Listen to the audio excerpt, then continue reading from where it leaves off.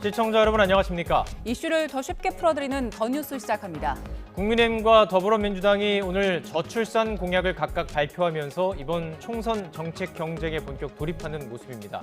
김건희 리스크를 두고 여당 내부에서도 비판의 목소리가 나오고 있는데 전국 현안에 대해서 잠시 뒤 짚어봅니다. 연일 높아지는 북한의 도발 수위에 윤석열 대통령도 북한이 도발할 경우 몇 배로 응징하겠다고 맞대응에 나섰습니다. 북한 외교관 출신 태영호 국민의힘 의원과 함께 북한의 도발 의도 분석해보겠습니다. 먼저 오늘의 주요 뉴스입니다. 국민의힘이 야당 주도로 국회를 통과한 이태원 특별법에 대한 거부권 행사를 윤석열 대통령에게 건의하기로 했습니다. 민주당에서는 특별법 재협상을 제안했습니다. 이에 대해 민주당은 유족과 국민의 뜻을 무겁게 받아들이라고 촉구했습니다. 총선을 83일 앞두고 여야가 나란히 저출생 문제를 극복하겠다며 공약을 발표했습니다. 이재명 민주당 대표는 모든 신혼부부의 기초자산 형성을 지원하는 방안을 내놨고 한동훈 국민의힘 비대위원장은 잠시 뒤 직접 정책을 발표합니다. 검찰이 울산시장 선거 개입 사건과 관련해 불기소 처분했던 조국 전 민정수석과 임종석 전 비서실장 등 당시 청와대 윗선을 재수사하기로 했습니다. 임 전 비서실장은 YTN에 출연해서 명백한 정치 탄압이라고 비판했습니다. 문재인 정부의 통계 조작 의혹을 수사하는 검찰이 그제 김현미 전 국토부 장관을 조사한 데 이어 오늘은 장하성 전 청와대 정책실장을 소환했습니다. 장 전 실장이 사전에 통계 자료를 보고하도록 국토부에 지시했는지 들여다보고 있습니다. 해병대 최상병 사망 사건을 수사하는 고위공직자범죄수사처가 이종섭 전 국방부 장관 측근들을 압수수색했습니다. 시민사회단체들은 5달 가까이 미루다 강제 수사에 들어갔다고 비판하면서 신속 수사를 촉구했습니다. 서울 양천구와 구로구 3만 7천 세대에 어제 오후부터 온수와 난방 공급이 끊겨 아직도 복구 작업이 이어지고 있습니다. 목동 아파트 단지에서는 온수관이 터져 집안에 물이 들어찬 곳도 있습니다. 현장 주민을 직접 연결합니다. 국민의힘이 야당 주도로 국회 본회의를 통과한 이태원 참사 특별법의 재협상을 요구하면서 윤석열 대통령에게는 거부권 행사를 건의하기로 했습니다. 야당은 특별법에 담긴 유족과 국민의 뜻을 무시하는 처사라고 반발하고 있습니다. 국회 연결합니다. 나혜인 기자. 네, 국회입니다. 네, 여당이 결국 거부권 행사 건의 카드를 꺼냈군요. 네, 지난 9일에 이태원 참사 특별법이 국회 본회의를 통과한 뒤 대응 방안을 고심해온 국민의힘이 오전에 의원총회를 거쳐 윤석열 대통령에게 거부권 행사를 건의하기로 결론을 냈습니다. 윤재욱 원내대표는 이태원 참사 특별법의 모든 입법 절차가 야당 단독으로 진행됐고 특별조사위원회 구성 방식이 공정성을 담보할 수 없어 재탕, 삼탕, 기획조사 우려가 있다고 주장했습니다. 그러면서 특조위 공정성을 담보하고 여러 독소 조항을 제거한 새로운 안으로 재협상을 하자고 더불어민주당에 제안했습니다. 민주당은 강하게 반발했습니다. 특별법에 담긴 유족과 국민의 뜻을 윤 대통령과 여당이 무겁게 받아들여야 한다고 목소리를 높이고 있습니다. 이모경 원내대변인은 오전에 국회에서 기자들과 만나 이태원 참사가 발생하고 480여일 만에 간신히 통과된 특별법이라며 윤 대통령은 법안이 정부로 이송되는 대로 즉시 공포해야 한다고 말했습니다. 이태원 참사 특별법의 거부권 행사 여부를 김건희 여사 특검법 등 이른바 쌍특검 법안 거부권 행사에 대한 헌법재판 청구 여부와 연계를 해서 논의할 수 있다는 뜻도 내비쳤습니다. 국회를 통과한 이태원 참사 특별법은 내일 정부로 이송될 가능성이 큰데 윤 대통령이 어떤 결단을 내릴지 주목됩니다. 네, 총선을 앞두고 여야가 공약 경쟁에도 나섰네요. 네, 국민의힘과 더불어민주당은 나란히 심각한 저출생 현상을 극복하기 위한 공약을 내걸었습니다. 먼저 당무에 복귀한 민주당 이재명 대표가 오전에 국회에서 대한민국 생존을 위한 저출생 종합대책이란 이름으로 네 번째 총선 공약을 발표했습니다.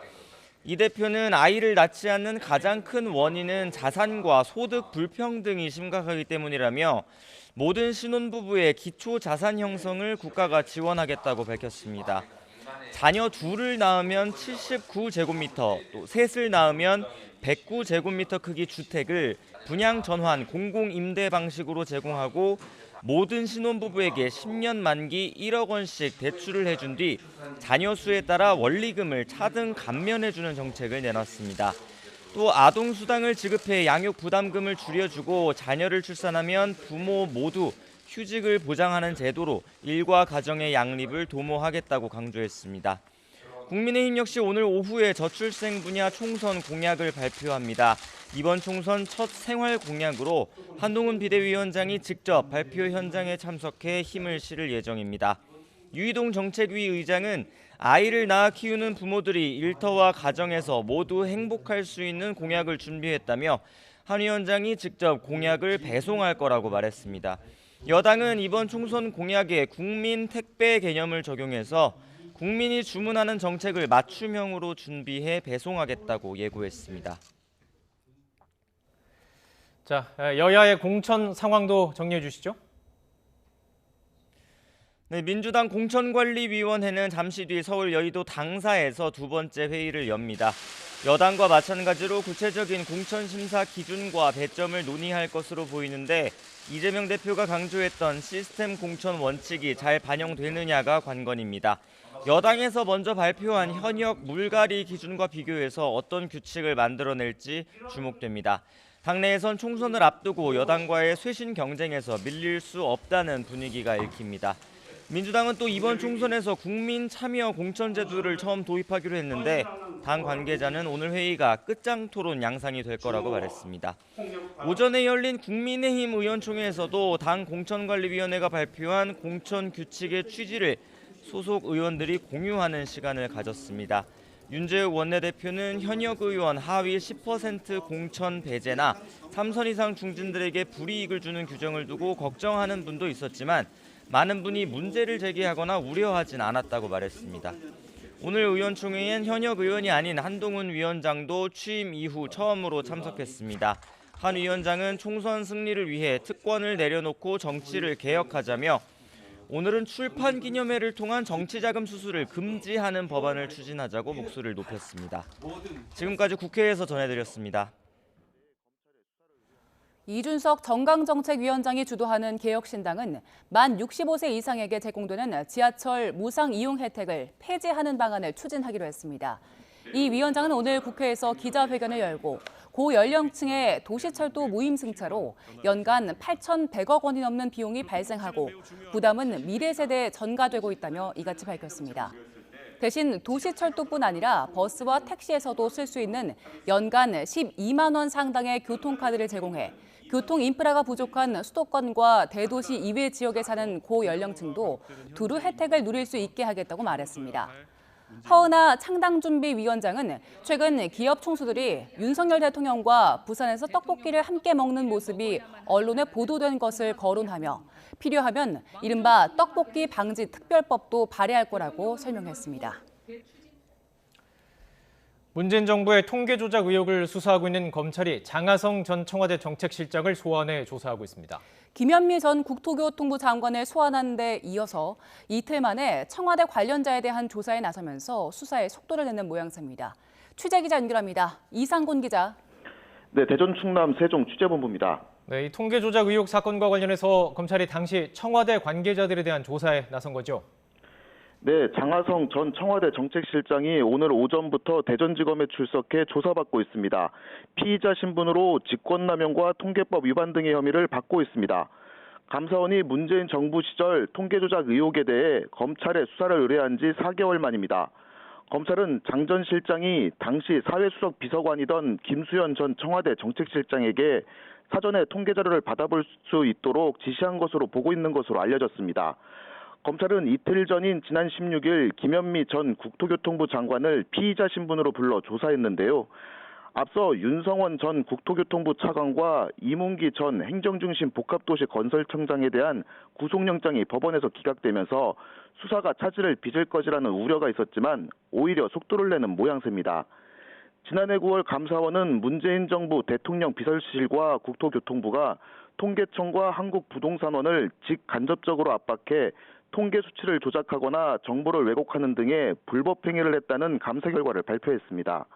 특히 주택 통계 수치는 문재인 정부가 출범한 직후인 2017년 6월부터 4년 넘게 최소 94차례나 조작됐다고 밝혔는데요. 그러면서 김현미 전 국토부 장관과 장하성 전 청와대 정책실장 등 22명을 검찰에 수사를 했습니다. 이후 검찰은 통계청과 국토교통부, 대통령 기록관 등을 압수수색하고 관련자들에 대한 조사를 이어갔는데요. 이 과정에서 청와대 행정관 출신인 국토부 공무원의 휴대전화에서 통계조작 정황이 담긴 텔레그램 메시지를 확보한 것으로 전해졌습니다. 앞서 대전지검은 이번 사건을 다수에 의한 권력형 조직적 범죄라고 밝혔습니다.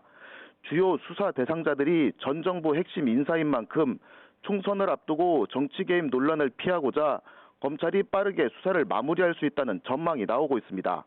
지금까지 대전, 충남, 세종 취재본부에서 YTN 이상곤입니다. 이른바 울산시장 선거 개입 사건에 연루된 주요 인사들이 1심에서 유죄 판결을 받은 가운데 검찰이 당시 청와대 윗선에 대한 재수사를 결정했습니다. 불기소 처분을 받았던 조국 전 민정수석과 임종석 전 비서실장 등이 청와대 차원에서 조직적으로 선거에 개입했는지 들여다볼 걸로 보입니다. 취재기자 연결합니다. 백종규 기자. 네, 서울 고등검찰청입니다. 시기가 총선을 앞둔 상황입니다. 검찰이 문재인 정부 청와대 인사들에 대해서 재수사를 결정했다고요? 네, 그렇습니다. 지난해 11월 울산시장 선거 개입 1심 판결이 나온 지 50여일 만입니다. 서울 고등검찰청은 오늘 울산경찰청 하명수사와 울산시장 후보자 매수 혐의 부분에 대해서 추가 수사가 필요하다며 재기수사를 명령했습니다. 재기수사 명령은 상급 검찰청이 항고나 재항고를 받아 검토한 뒤 수사에 미흡한 부분이 있다고 판단했을 때 다시 수사하라고 지시하는 절차입니다. 재수사 대상에는 조국 전 청와대 민정수석과 임종석 전 대통령 비서실장, 이광철 전 민정비서관 등 문재인 정부 청와대 핵심 인사들이 포함되어 있습니다. 앞서 검찰은 지난 2020년 송철호 전 울산시장과 황운하 의원 등 13명을 기소했고 이듬해 4월 조 전 수석과 임 전 실장에 대해서는 증거가 충분하지 않다며 불기소 처분했습니다. 그런데 지난해 11월 1심 법원은 송 전 시장 등에게 징역형을 선고하면서 청와대 차원의 조직적 선거 개입이 있었다고 판단했습니다. 송 전 시장 측에서 김기현 당시 시장 측근 수사를 청탁하자 백원우 전 민정비서관과 박형철 전 반부패 비서관이 범죄 첩보를 울산경찰청에 전달해 실제 수사로 이어지며 선거에 영향을 미쳤다는 겁니다.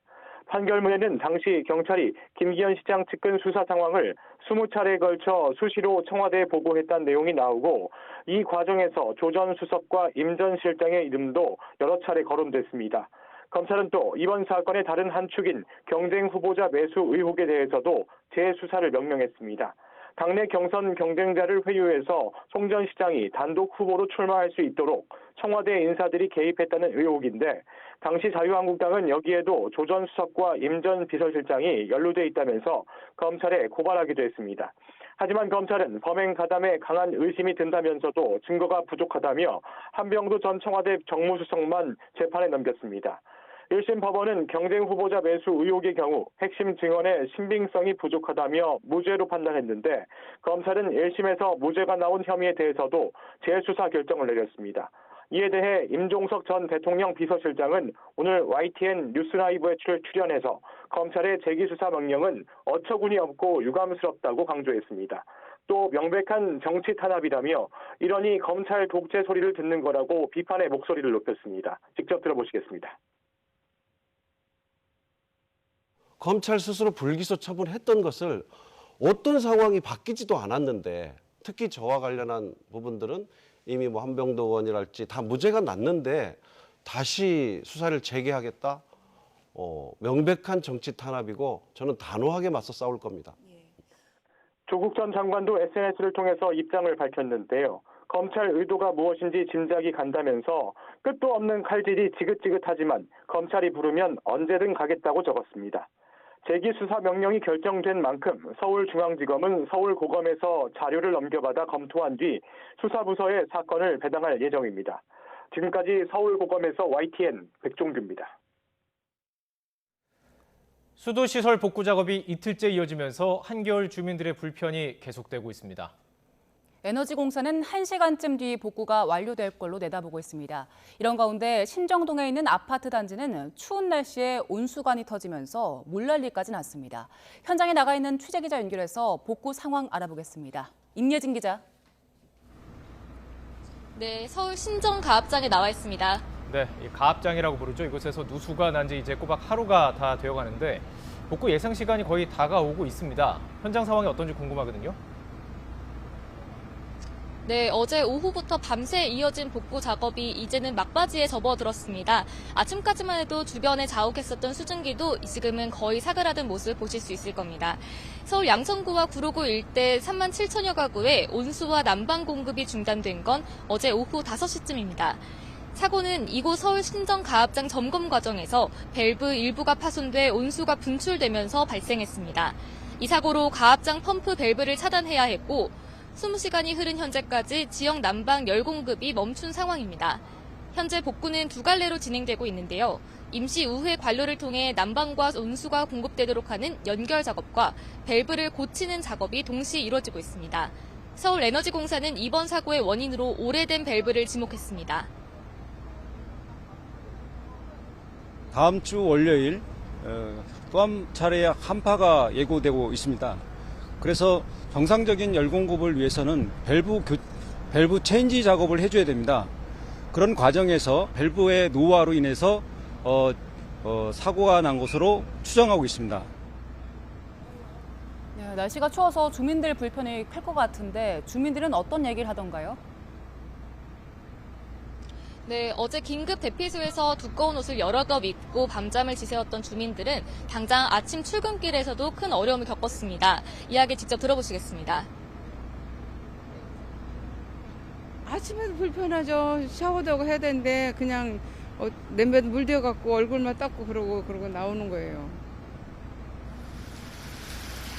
또 엎친 데 덮친 격으로 서울 목동에 있는 아파트 단지에선 난방이 꺼지고 물이 넘쳐 집안이 물바다가 됐습니다. 따뜻한 물 공급이 끊기면서 온수관이 차가워지자 추운 날씨에 터져버린 건데요. 방 안 곳곳에 물이 줄줄 흐르고 엘리베이터도 침수로 먹통이 되기도 했습니다. 양천구청은 가압장 누수의 여파로 발생한 단수와 정전 문제는 오전 중 복구가 완료됐다고 말했습니다. 서울에너지공사는 늦어도 오후 3시까지 가용 인력을 총동원해 복구 작업을 마무리한다는 계획입니다. 지금까지 서울 신정가압장에서 YTN 임혜진입니다. 영상으로 보여드린 것처럼 일부 지역 주민, 온수관 파열로 집안에 물이 들어차고 전기까지 끊겼습니다. 네, 피해 주민 직접 연결해서 자세한 상황 들어보겠습니다. 선생님 나와 계시죠? 네, 안녕하세요. 네, 안녕하세요. 먼저 인터뷰 응해주셔서 감사합니다. 많이 놀라셨겠네요. 네, 저는 관심 가져주셔서 너무 YTN에 감사드리고요. 예. 자, 우선 그러면은 이제 저희가 신상 공개는 다 할 수는 없지만 지역은 좀 밝히셔야 될 것 같은데 어느 지역 사시는 주민이시죠? 네, 신정동 1024동 주민이에요. 신정동의 1024동. 네. 예. 어제부터 그 일대 온수 그리고 난방 공급이 끊겼잖아요. 지금도 복구 중인 것 같은데 지금 상황 어떻습니까? 네, 지금 상황은 오전 방송에 따르면은 그 에너지공단에서 온수와 난방이 17시에 공급이 예정된다고 알려서 전달해준다고 방송이 나왔어요. 예, 오늘 5시요. 17시. 네. 예. 아직도 어제는 예. 10시에 밤 10시에 공급 예정이라고 했는데 네. 다시 9시 20분에 밤 9시 20분에 18일 오후 3시 예정이라고 방송이 나왔었어요. 예. 예. 요즘에 이렇게 주민들끼리 같이 뭐 이렇게 SNS 방도 공유하기 때문에 좀 의견을 좀 들을 수 있을 텐데 이걸 5시면 나올 거라고 좀 주민들이 믿던가요? 아니면 회의적이던가요? 그렇다고 하니까 이제 에너지공단에서 관리실에다가 그렇게 연락이 와서 저희들은 믿고 있죠. 예. 네. 지금 사시는 아파트에서 일단 난방이 끊긴 것도 문제인데 온수관이 터지면서 저희가 앞서 화면으로 보여드렸는데 그 계단을 통해서 물이 막 넘치는 모습이 보이더라고요. 집안의 피해 상황은 어떻습니까? 괜찮으십니까? 아유, 좀 말로 표현 못하죠. 어제 저녁 한 9시 20분쯤에 공급 예정이라고 방송이 나온 후에 예. 9시 한 30분쯤부터 정전이 되더라고요. 갑자기. 그러더니만 현관에 물이 차고 그다음 지붕과 마루 바닥으로 물이 막 새 들어오는 거예요. 집 네, 안으로도요? 네. 현관방 두 방에서 막 물이 차와서 예. 수건과 책받침으로 물을 한 20대쯤 퍼낸 것 같아요. 아, 지금 저희가 영상을 보고 계신지 모르겠지만 뭐 물을 퍼내는 영상부터 계단으로 물이 막 이렇게 내려가는 모습들을 보여드리고 있는데 이런 상황이었던 거군요. 네, 그렇습니다. 그래서 이제 정전되고 그래서 왠가 해서 현관 밖에 나갔죠. 네. 그러니까 이제 폭포 소리가 나는 거예요. 예. 예. 물을 직접 이제 퍼내는 모습까지도 저희가 확인을 할 수가 있는데 그 네. 흘러 넘치던 물들은 지금은 괜찮습니까? 네, 지금은 이제 어제 그러니까 밤 11시 50분쯤에 네. 물이 이제 누수를 찾아서 잠갔나 봐요. 예. 저는 이제 물이 떨어졌을 때 같이 이제 여기 관리 직원들하고 경비실 아저씨들 찾아가지고 같이 옥상에 가서 냉수, 수돗물 파이프를 잠궈도 안 되고 지하에서 잠궈도 안 되고 예. 그래서 이거 도대체 어떻게 해결할지 궁금했는데 예. 한 10시 30분쯤에 그 소방대원 분께서 3명 좀 와서 같이 애써 주셨어요. 아, 예. 그러다가 거의 한 시간쯤 더 소비하고서 11시 50분쯤에야 누수가 멈췄어요. 예. 그래서 이제 다행이다 싶어서 이제 저는 집에 물을 빨리 빼야 되는데 예. 그래서 이제 아침에서야 알았는데 아마 그 신정동 가압장에서 그 배를 파손으로 인해 가지고 네. 저는 이제 아파트에 열 공급 그 과정을 잘 몰라요. 근데 네네. 온수가 들어오면은 예. 여기 냉수하고 혼합해서 온수도 공급하고 그러나 봐요. 예. 그러니까 갑자기 그렇죠. 이제 온수 파이프에서 온수가 공급이 중단됐기 때문에 너무 차갑죠. 그 예. 온수 냉수 혼합하는 파이프가 팽창하고 수축을 하잖아요. 예. 그래서 그게 수축하고 팽창하면서 아마 거기서 균열이 생기면서 파손이 된 것 같아요. 아, 그렇군요. 예. 자, 제가 걱정인 점은 지금 계신 곳만 위험한 게 아닐 수 있다는 거죠. 지역이 다 지금 그렇죠. 단수가 뜨거운 물이 안 배급이 되기 때문에 네, 지역 같은 난방이잖아요. 문제가 발생할 가능성이 예. 있죠. 예, 그렇기 때문에 다른 곳도 일어날 수 있는 상황이기 때문에 좀 우려가 되는데 피해 상황 어느 정도 됩니까? 뭐 옷도 젖었을 것 같고 뭐 당시에 엘리베이터가 운행이 되는지도 궁금하고요. 그래서 이제 그 물이 이제 넘치기 시작하니까 저 엘리베이터를 어떻게 하다 했더니 우리 경비 직원께서는 멈추더라고요. 그걸 멈추지 않으면은 전기가 만약에 물이 거기 스며들면은 갇힐 수 있어요. 감전 예. 사고도 있고 네. 저 파손하는데 고치는데도 굉장한 비용이 든다고.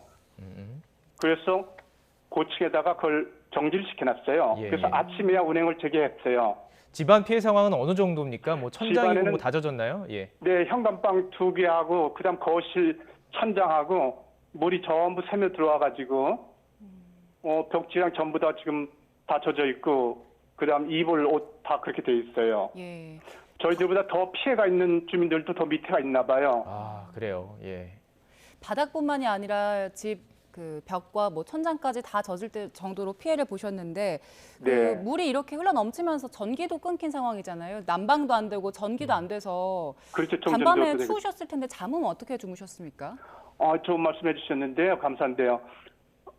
진짜 추워가지고 밤에는 진짜 찬물을 퍼내고 또 해결하느라고 예.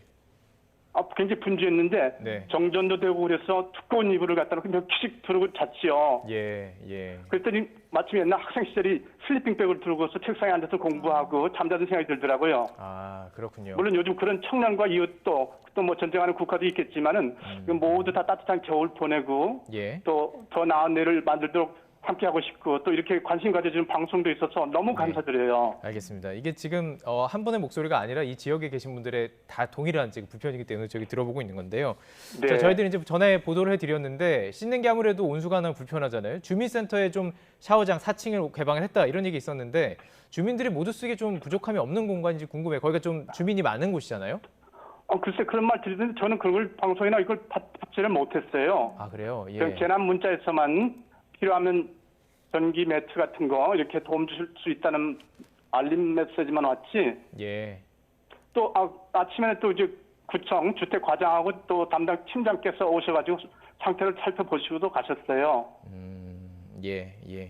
알겠습니다. 예. 선생님 일단 안내방송 통해서 오늘 오후 5시쯤부터는 좀 정상적으로 복구가 될 것이다 이런 안내를 받으셨다고 했는데 지금 네. 소방서나 또 서울에너지공사에서 대응을 하고 있잖아요. 지금 이제 관련 당국의 대응은 어떻게 보고 계십니까?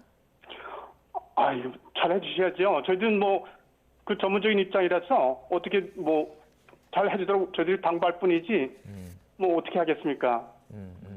예, 알겠습니다. 저희도 계속 취재하면서 관련 사항들이 잘 이루어지고 있는지 당국에서 빠르게 움직이고 있는지 계속 좀 확인하도록 하겠습니다. 아무쪼록 힘드신 가운데서 이렇게 인터뷰 응원해 주셔서 정말 감사합니다. 감사합니다. 네, 우리 현재 피해를 본 주민 연결해서 직접 들어봤습니다. 말씀 고맙습니다. 자, 방금 들어온 소식 정리해 보겠습니다. 해직 교사를 부당하게 특별 채용한 혐의로 1심에서 징역형의 집행유예를 선고받은 조희연 서울시 교육감이 2심에서도 유죄를 선고받았습니다.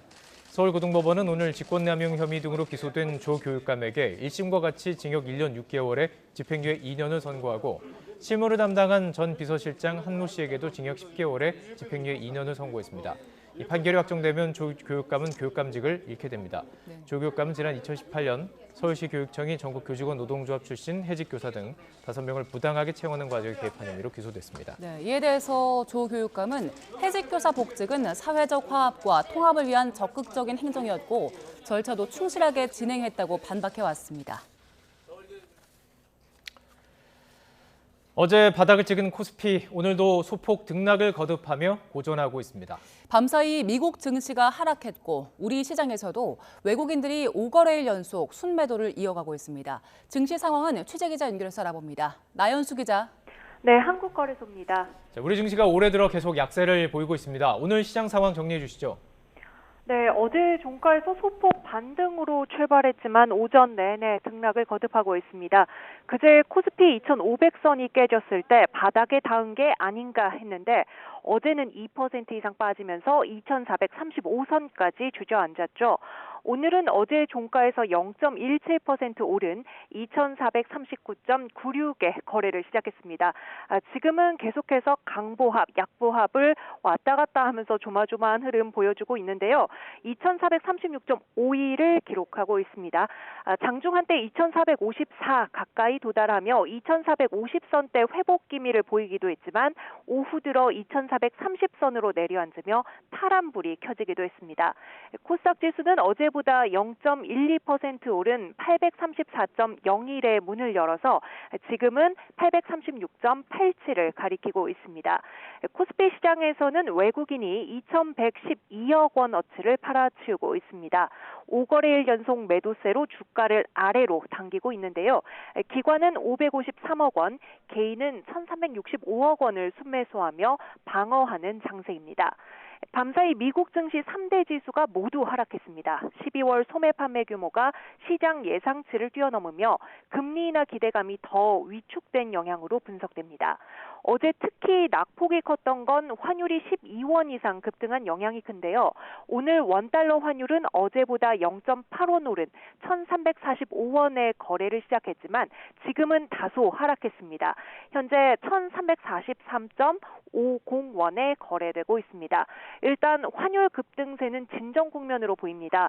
다만 주가는 오전까지만 해도 소폭이나마 반등선 위에서 오르내리던 게 파란불이 켜지면서 시장에 다시 긴장감이 감돕니다.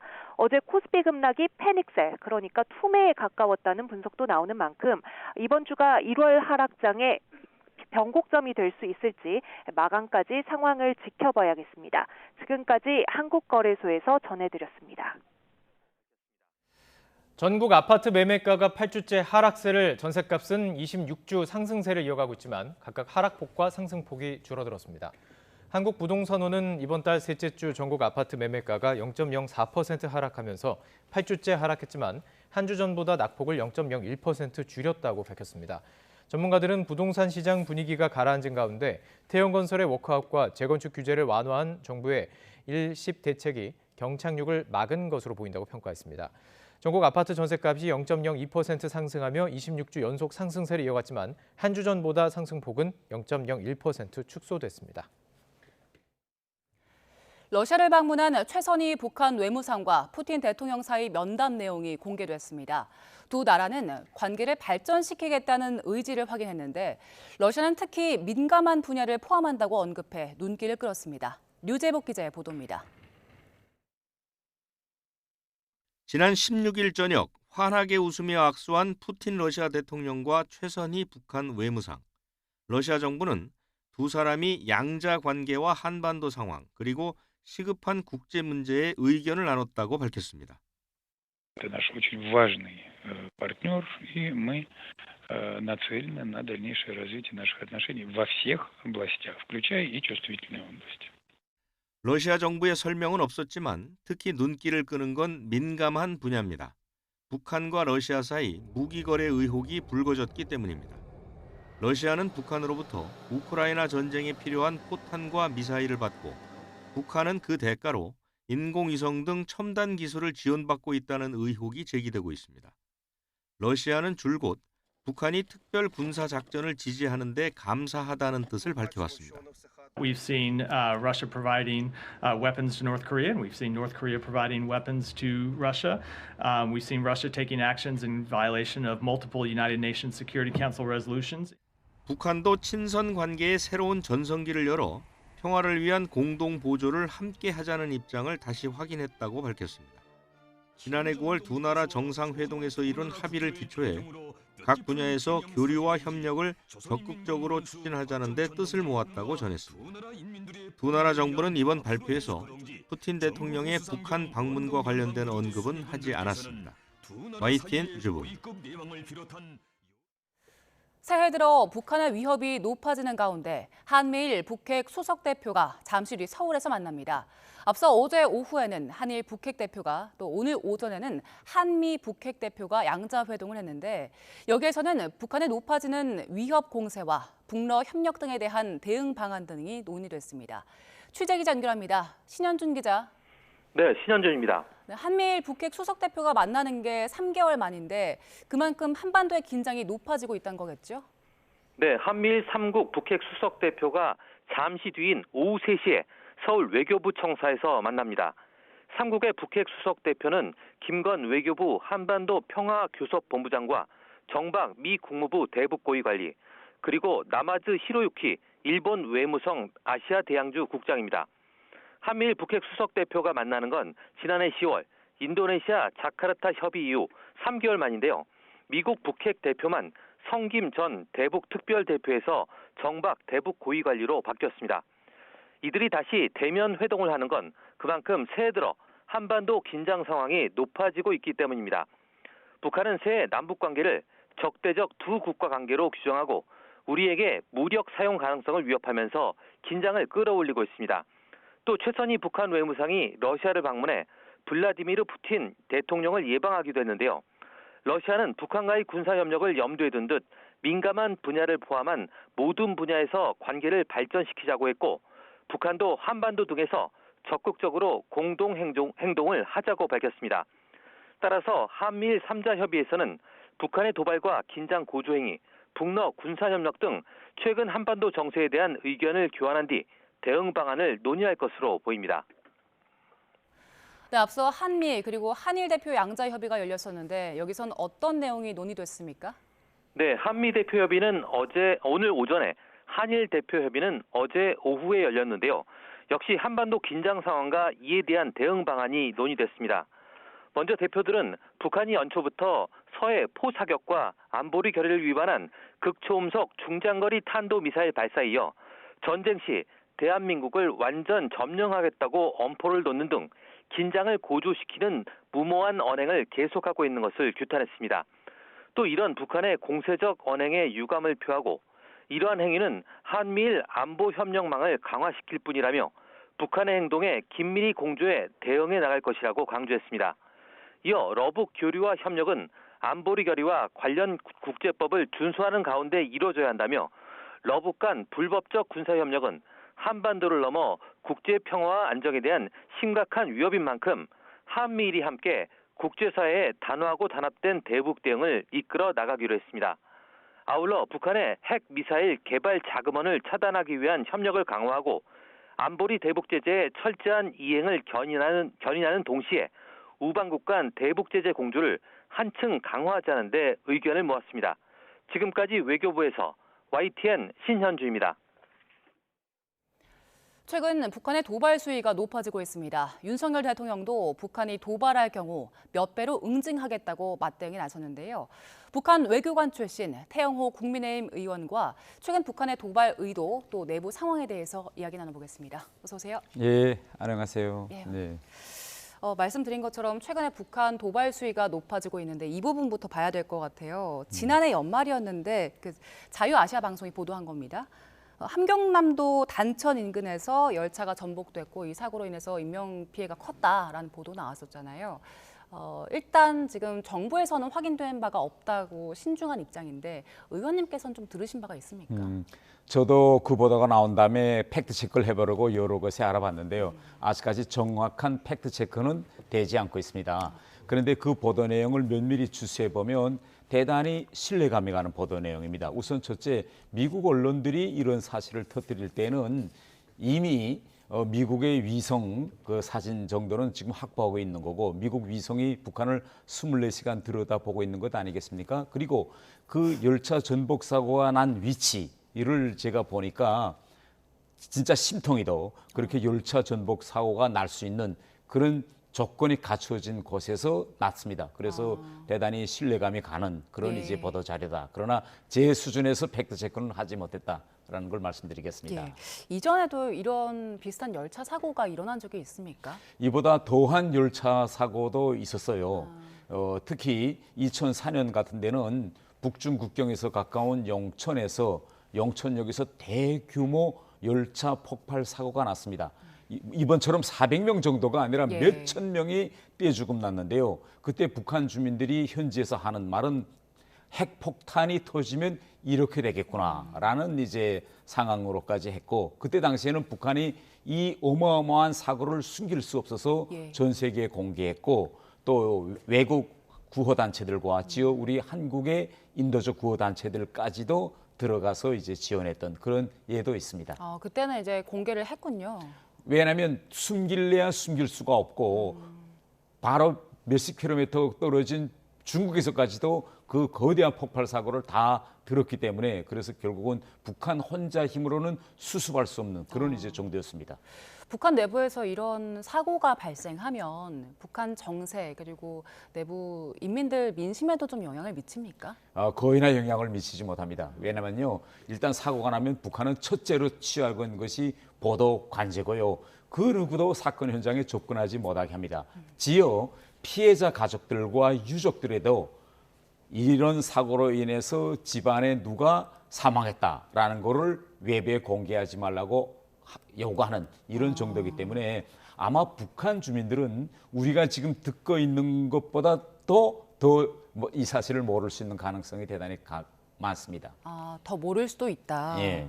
철저히 통제를 하기 때문에. 그렇죠. 예. 그런데 지난해 연말부터 북한에서 도발 수위를 높여오고 있잖아요. 또 말로도 높이고 있고 군사적인 도발도 하고 있는데 이런 도발의 이유 중 하나가 그 내부 결속 목적에 있다. 이 사고로 말미암은 뭐 민심의 동요라든가 이런 걸 결속하기 위한 목적이 있다고 하는데 실제로 좀 영향이 있다고 보십니까?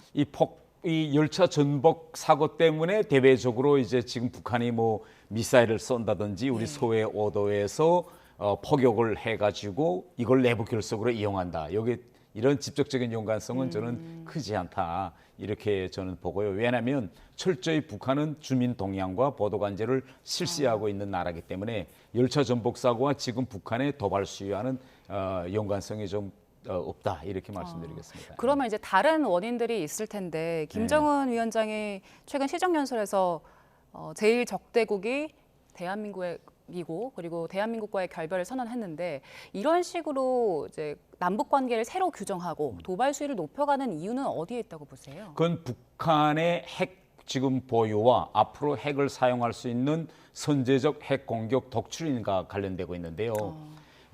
북한은 지금까지 대남 조카 통일 전략에서 쉽게 이야기하면 남한을 차지하고 점령 통치하는 반제 민족 해방 이런 전략이었습니다. 그런데 지금은 핵무기를 고도화했고 발전시켰기 때문에 핵무기에는 눈이 없습니다. 일단 터뜨리면 사람을 가리지 않고 다 죽이는 거거든요. 그렇기 때문에 여기에 맞게 결국은 여러 가지 법이나 북한 내부 각종 중앙부처들을 구조조정해야 되고 다른 하나는 북한의 대부분 사람들은 어릴 때부터 남북은 하나의 민족 이런 동질성 교육을 대단히 많이 받고 있습니다. 앞으로 같이 살아야 할 형제. 그런데 이제는 핵무기를 실전 배치하면서 북한군 지휘관들에게 명령만 있으면 이 핵무기를 남한을 향해서 쏘라 이렇게 되거든요. 그러면 그들이 가지고 있는 우리는 하나의 민족, 우리는 형제, 남녘동포들도 우리와 같은 민족, 이런 민족 동질적 개념에 혼란이 생길 수밖에 없습니다. 그래서 핵무기 사용을 합법화하기 위해서 이제는 북한 주민들에 대한 교육과 법 자체도 이제는 같은 민족이 아니다. 통일의 대상이 아니다. 이제는 두 개 국가다. 그것도 교전관계에 있는 적대국이다. 이렇게 해서 점차 핵무기를 사용하는데 북한군 지휘관들과 군인들이 주저함이 없고 그들의 그러한 심리적인 동요나 괴리감을 넘어서게 하자. 이런 데 목적이 있다고 보아집니다. 이제 그게 이제 핵 공격을 위한 수순이다 이렇게 보시는 건데. 그렇죠. 예. 지금 그 중에 그 일환으로 대남 교류 기구들도 정리를 하고 있잖아요. 이 다음 수순은 어디에 있다고 보십니까? 이 다음 수순이 뭐가 될까요? 최근에 이제 북한이 레토릭으로 이렇게 말한 것 외에 실질적으로 대남 기구들을 지금 협력 교류 기구들을 폐지했고 금강산 같은 데서는 이 관광지대 이제 우리 측 시설까지도 지금 거의나 완전 해체 수준에 갔거든요. 지금 남은 곳은 저는 개성공업단지라고 봅니다. 아직까지는 개성공업단지를 해체하는 이 수준까지는 가지 않았는데 얼마 전 북한이 최고위원회 회의에서 이 개성공업단지와 관련된 기구도 폐지해버렸습니다. 그러면 다음 단계 수순은 금강산에서 한 것처럼 개성에서도 우리의 시설이라든가 건물 이것을 북한화하는 그런 이제 여러 가지 입법 조치들도 취하고 실제로 개성공업단지를 해체해버려서 완전히 북한 소유로 만들 수 있는 이런 입법 행정적 조치들도 취할 것이라고 봅니다. 예. 지금 이제 남북 상황은 이런 상황인데 최근에 통일부 보도 보니까 북한에서 탈북민들이 늘고 있다. 근데 탈북민들이 주로 고위층 그리고 젊은 층에서 많다는 발표가 나왔습니다. 그 이유가 어디에 있다고 보세요? 예, 최근 이 탈북민들이 늘어나고 있는데 지난 시기의 탈북민들은 대부분 북한에서 압록강이나 두만강을 넘어서 중국까지 왔다가 거기서 우리 한국으로 들어오는 예가 많았는데요.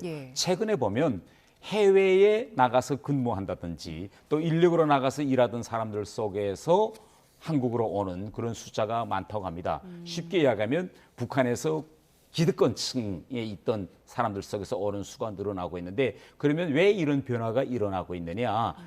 지난해 8월 전까지는 북한이 코로나 때문에 국경을 철저히 막았고 북한 인력 교환 교체가 이루어지지 않았습니다. 그런데 지난해 8월 달에 결국은 국경을 개방하고 지금은 인력 교체, 교환 이런 시즌인데요. 인간이라는 건 그렇습니다. 해외에서 일하다가 이제는 북한으로 들어오세요라고 지령을 받으면 갑자기 본인이 여러 가지 마음이 아주 심란해지고 과연 지옥과 같은 그런 북한으로 돌아갈까 아니면 결단해가지고 자유 대한민국으로 갈까 이런 고민들을 많이 하게 되는데 이렇게 고민 중에 드디어 결단하고 이제 한국으로 오는 이런 사람들이 많다고 저는 보아집니다. 외부에서 이제 일을 하고 들어온 인력들이 좀 그런 결단을 한 것 같다 이런 말씀이신 거죠. 자, 그리고 푸틴 대통령과 북한의 최선희 외무상이 만났잖아요. 저희가 앞서도 보도해드렸는데 아주 민감한 분야를 포함한 모든 분야에서 관계 발전을 이뤄갈 것이다 이런 얘기를 했어요. 민감한 분야 어떤 부분일까요? 그거는 아주 중요한 메시지입니다. 민감한 분야라는 거는 미국과 대한민국을 향해서 보내는 메시지입니다. 그 워딩은 쉽게 이야기하면 군사, 기술 협조지요. 그래서 이런 것까지도 우리가 하고 있다라는 메시지를 이제 저는 보내고 있습니다. 왜냐하면요, 지금 러시아는 유엔 안보리 상임 이사국입니다. 그렇기 때문에 명목상이나마 유엔의 그런 제재 결의라든가 여러 가지 조치들을 존중해야 되는 그런 위치에 있는데 우크라이나 전쟁이라는 이것 때문에 지금 존중하지 할 수 없는 이런 상황에 지금 있거든요. 그렇기 때문에 그렇다고 해서 북한과 러시아 사이에 이런 군사기술 협력이 이루어진다라고 발표할 수도 없는 이런 상황이기 때문에 민감한 부분까지 교류하고 있다. 이것은 우리 대한민국과 미국에 보내는 대단히 이제 심각한 그런 메시지다. 이렇게 이제 보여집니다. 그동안 명시적으로는 무기 거래하고 있다거나 기술을 이전했다거나 이런 얘기들을 안 했는데 민감한 분야라고 이렇게 얘기를 한 데에는 그러면 무언가 이게 행동으로 옮겨질 가능성도 있다는 겁니까? 이미 저는 옮겨졌다고 이제 생각합니다. 우선 지금 미국이 위성 자료를 계속 발표하거든요. 그런데 컨테이너에 실어서 북한이 지금 무기와 미사일을 대량 지금 러시아로 들어보내고 있는데 네. 이건 뭐 위성에서 내려다보면 컨테이너 몇 개가 넘어가는지 빤드름하게 다 이제 데이터상으로 나오고 있고요. 이번에 최선희 외무상과 푸틴 대통령이 만나는 저 장면을 보면요. 예. 푸틴이 대단히 막 기뻐하고 있고 친밀해 보여요. 예, 그리고 어떤 측면에서 보면 대단히 다급하고 좀 조바심에 있는 이런 모습까지도 보일 수 있습니다. 이게 왜냐하면 지금 우크라이나 전쟁에서 푸틴이 공세를 가하려고 하는데 우크라이나 측으로서는 서방으로부터 약속되어 또 이미 받기로 했던 그런 군사 지원이 이루어지지 않고 있습니다. 그래서 이 틈새를 이용해서 러시아가 공세를 가야 되는데 러시아에도 충분한 미사일과 포탄이 없는 겁니다. 이걸 보장할 수 있는 국가는 세계에서 유일하게 북한이기 때문에 지금 보니까 최선희 외무상 손까지도 오랫동안 지금 잡고 있고 이렇게 절박하게 포탄과 군수품이 필요하니 좀 보내달라라고 지금 대단히 이제 간절히 그런 읍소하는 그런 모습을 우리가 볼 수 있겠습니다. 네, 푸틴이 평상 저런 모습을 안 보이거든요. 그렇습니까? 지금은 이제 푸틴이 좀 급한 모습이다라고 말씀을 해주셨는데 푸틴 방북과 관련된 이야기도 지난해 9월 만남에서 있었잖아요. 예. 이번에 방북을 할까요?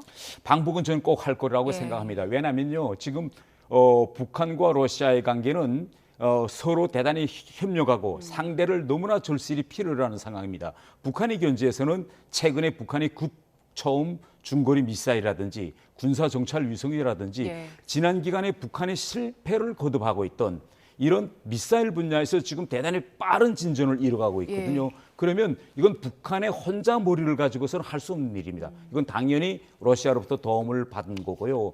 또 다른 측면에서 보면 러시아도 지금 북한을 절실히 필요로 하고 양자 간의 서로 필요성에 의해서 지금 이루어지는 건데 그러면 푸틴이 언제 북한에 갈 것이냐.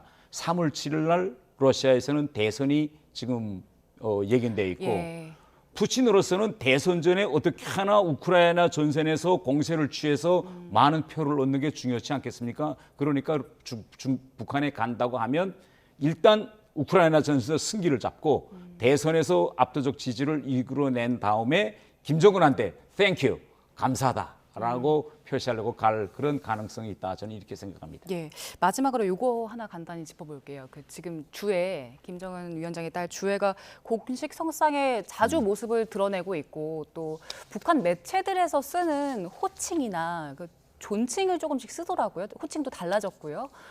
이렇게 되면 이제 그동안에는 사실 후계자에 대한 가능성이 좀 적다고 보는 분석들 많았는데 후계자의 가능성 의원님께서는 어떻게 보세요? 지금 북한이 보도 지침을 보면 이미 2인자 또 후계자에게 쓰던 보도 지침을 그대로 김주애에게 적용하고 있습니다. 이하면 김정은과 김주애가 같이 갔다라고 할 때 김정은이 거기에 갔고 다른 문단으로 내려와서 존경하는 자제분 김주애도 동행하셨다. 이렇게 어린 미성년자에게 존칭을 쓰거든요. 이렇게 높이고 대하고 또 현장에 가면요. 북한군 장성들이나 간부들이 김주애를 대하는 모습이 단순히 김정은의 딸을 대하는 모습이 아니라 후계자를 대하는 그런 이제 자세로 오무보고하는 이런 이제 모습들도 볼 수 있습니다. 단 그러면 김주애가 앞으로 북한 체제에서 김정은 다음에 후계자 다음에 북한의 지도자가 될 수 있느냐. 이건 좀 아직까지 많은 시간이 필요합니다. 지금 왜냐하면 어리잖아요. 또. 김주애는 아직 미성년자거든요. 그런데 공식 후계자가 되려면 북한에서 당 전원 회의를 해야 합니다. 공식 절차 과정이죠. 성년이 돼야만 그걸 할 수 있어요. 그런데 앞으로 그러면 7, 8년, 10년이라는 시간이 필요한데 지금 우리는 김주애 동생의 남동생이 있는 줄도 모르고 있잖아요. 만약 남동생이 있다면 앞으로 10년이 지나면서 김정은의 마음이 딸이 아니라 아들에게로 또 옮겨질 수도 있습니다. 그래서 앞으로 김정은, 포스트 김정은 시대에는 반드시 김주애다. 이렇게 우리가 확고하게 단정 짓기는 너무나 많은 시간이 아직도 있다. 이렇게 말씀드리겠습니다. 알겠습니다. 북한 내부 상황 그리고 북한의 도발 의도와 함께 분석해봤습니다. 태영호 국민의힘 의원과 함께했습니다. 고맙습니다. 네, 감사합니다.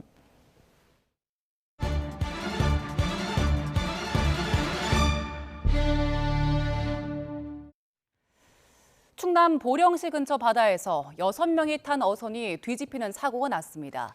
한겨울 깜깜하고 차디찬 바다에서 해경이 침착하고 재빠르게 대응하면서 배 안에 갇힌 마지막 1명까지 무사히 구조해냈습니다. 긴박했던 구조 현장을 양동훈 기자가 보도합니다. 해경 구조대가 선박을 두드리며 소리를 지릅니다. 전내에 사람 있습니까? 있으면 소리 좀 질러주세요. 그러자 배 안에서 외마디 외침이 들려옵니다. 구조대는 일단 배 안에 갇혀있는 선원을 안심시키고 잠시만 기다리세요. 저희가 구해드리도록 하겠습니다. 저 해양경찰입니다. 배 위에 올라가 절단기로 선체를 잘라낸 뒤 그 안으로 손을 넣어 고립된 선원을 구해냅니다. 여기 현재 하나, 둘, 셋, 오케이.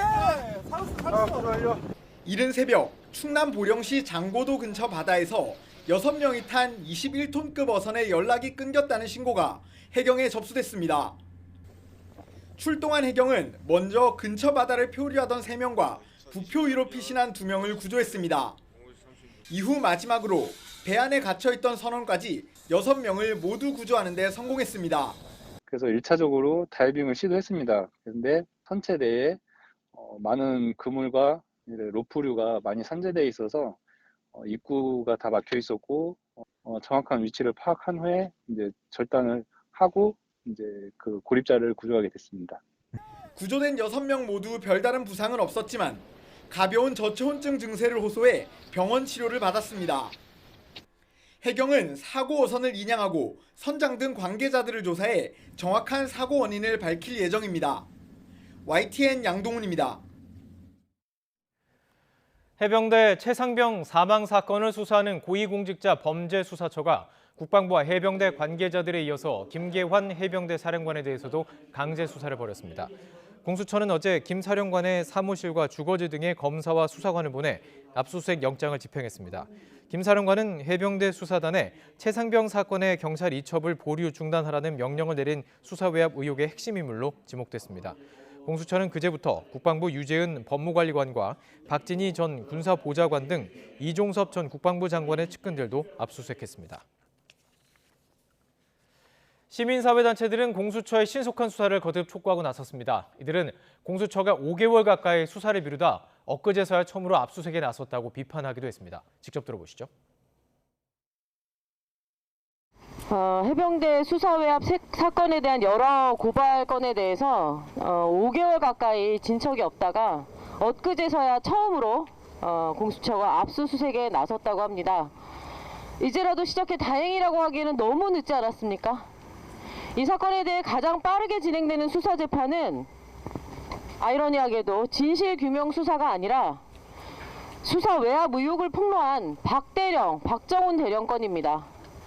김진욱 공수처장이 퇴임 전에 이 수사를 최대한 마무리하겠다고 공언했지만 진척 없이 지금까지 시간을 보내다 이제 퇴임을 불과 이틀 남겨둔 상황입니다. 대통령실의 불법적인 수사 개입 의혹에 대해서 신속한 수사를 다시 한번 촉구합니다.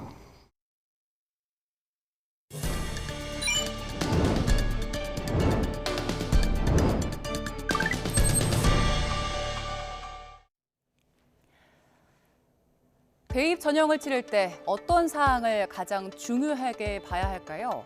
수능 성적과 내신 성적, 인성과 적성까지 여러 면에서 고려해야겠지요. 그런데 최근 조사에서는 인성이 중요하다는 응답이 가장 높게 나타났습니다. 한국교육개발원이 지난해 성인 4,000명을 대상으로 조사했더니 인성이란 응답이 27.8%로 가장 높았고요. 그다음이 특기와 적성, 그리고 3위가 수능이었습니다. 인성이 1위에 오른 건 지난 2014년 이후 9년 만입니다. 변화가 컸던 인성과 수능 답변만 떼어내서 보면요. 인성을 중요하게 본 비율이 1년 전보다 7.7% 늘었고요. 수능은 5.4% 줄었습니다. 이런 변화의 배경을 두고 여러 분석이 나옵니다. 지난해에는 교권에 대한 관심이 그 어느 해보다 높았죠. 서희초 교사 사망 사건으로 불거진 교권 침해 논란이 영향을 미친 걸로 보이고요. 또 국가수사본부장에 임명된 정순신 변호사가 아들의 학교폭력 문제로 물러난 바 있죠. 이런 사회적인 분위기 속에서 인성을 중시하는 경향이 강해진 걸로 보입니다. 실제로 이번 조사에서 59.9%가 초중고 학교폭력에 대해서 심각하다고 봤는데요. 이런 인식을 고려해 올해 고1 학생이 지내는 2026학년도 대입부터는 모든 전형에서 학교폭력 조치 사항을 반영합니다. 절반에 가까운 응답자가 교육 현장에서 지금보다 더 강화돼야 할 교육 내용으로는 인성교육을 꼽았습니다.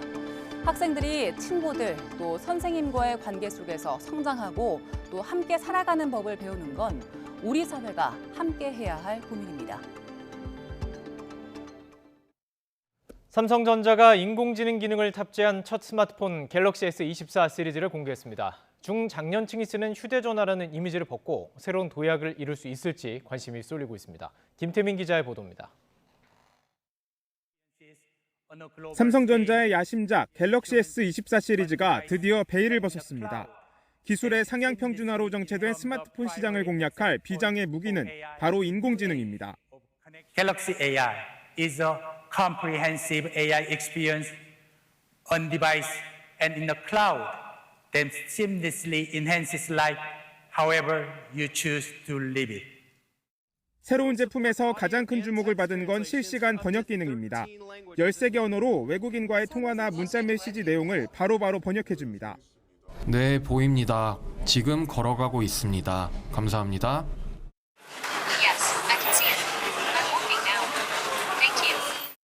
인터넷 연결 없이도 기기 자체에서 AI 기능이 구동된다는 점이 가장 큰 차별점입니다. 민감한 대화 기록이 외부 서버로 넘어가지 않아 개인정보 보호에 뚜렷한 강점을 가진 겁니다. 원하는 대로 사진을 편집하면 AI가 나머지 부분을 채워주는 기능도 눈길을 사로잡았습니다. You can also move an object or person and generate a perfectly blended background where the subject used to be. 구글과 협력으로 검색 기능도 한층 편리해졌습니다. 오는 2027년까지 AI 스마트폰은 전체 시장의 40%를 차지할 정도로 높은 성장세가 예상됩니다. AI 기능으로 무장한 첫 갤럭시 시리즈가 중장년층의 스마트폰이란 이미지를 벗고 새로운 도약을 만들어낼지 주목됩니다. YTN 김태민입니다. 이 시각 간추린 뉴스입니다. 필로폰 투약 혐의로 재판에 넘겨진 가수 남태현 씨와 방송인 서민재 씨가 1심에서 징역형의 집행유예를 선고받았습니다. 서울 서부지방법원은 남 씨에게 1심에서 징역 1년에 집행유예 2년, 서 씨에게 징역 10개월에 집행유예 2년을 각각 선고했습니다. 박근혜 정부 국정농단 수사 때 JTBC가 입수해 보도한 태블릿 PC가 최서원 씨 측에 반환됐습니다. 앞서 서울중앙지법은 지난해 8월 최 씨가 국가를 상대로 낸 유체동산 인도 소송에서 1심과 같이 원고 승소로 판결했고 지난 12월 대법원이 국가의 상고를 심리 불속행으로 기각하면서 판결이 확정됐습니다. 현장 경찰관들을 흉기 범죄로부터 보호하기 위한 신형 방검복이 올해 4월부터 순차적으로 보급됩니다. 신형 방검복은 장비를 많이 넣을 수 있는 다기능형과 근무복 안에 입는 내피형, 사복처럼 입는 배임 방지 자켓 또 목보호대까지 모두 4종으로 구성됐습니다. 공공의료기관 내부 구성원들의 갑질 경험률이 40%가 넘는다는 정부 조사 결과가 나왔습니다. 국민권익위원회가 전국 국립대학병원과 지방의료원 등 22개 공공의료기관을 대상으로 조사한 결과 평균 42.3%가 갑질을 경험했다고 답했습니다. 회사 월급을 받는 노동조합 전임자를 규정보다 많이 두거나 과도한 운영비를 지급한 사업장들이 무더기로 적발됐습니다. 고용노동부는 지난해 9월부터 2달 동안 근로시간 면제제도 및 운영비 원조에 대한 근로감독 결과 202개 사업장 가운데 절반이 넘는 109곳에서 위법 사항을 적발했다고 밝혔습니다.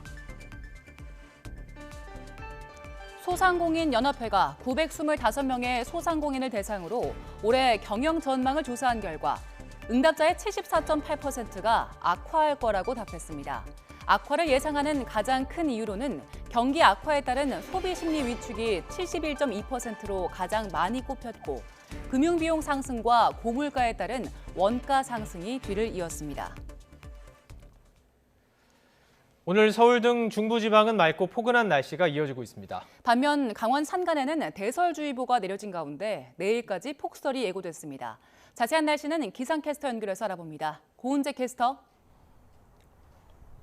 네, 평화의 공원에 나와 있습니다. 네, 오늘 바깥 날씨 무척 포근하다고요.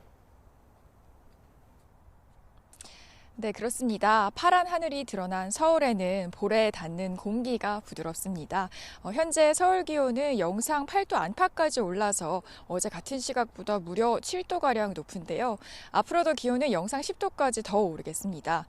반면 남부지방에서는 여전히 비가 오락가락 이어지는 데다 대설주의보가 내려진 강원 산간에는 조금 전부터 눈이 내리기 시작했습니다. 이 지역에서는 오늘 이동하실 때 미끄러운 도로에 주의해 주셔야겠습니다. 현재 레이더 화면 살펴보면 비구름이 주로 남부에 머물고 있는 모습입니다. 비는 앞으로 호남 지방부터 점차 그치기 시작해서 밤이면 모두 잦아들겠는데요.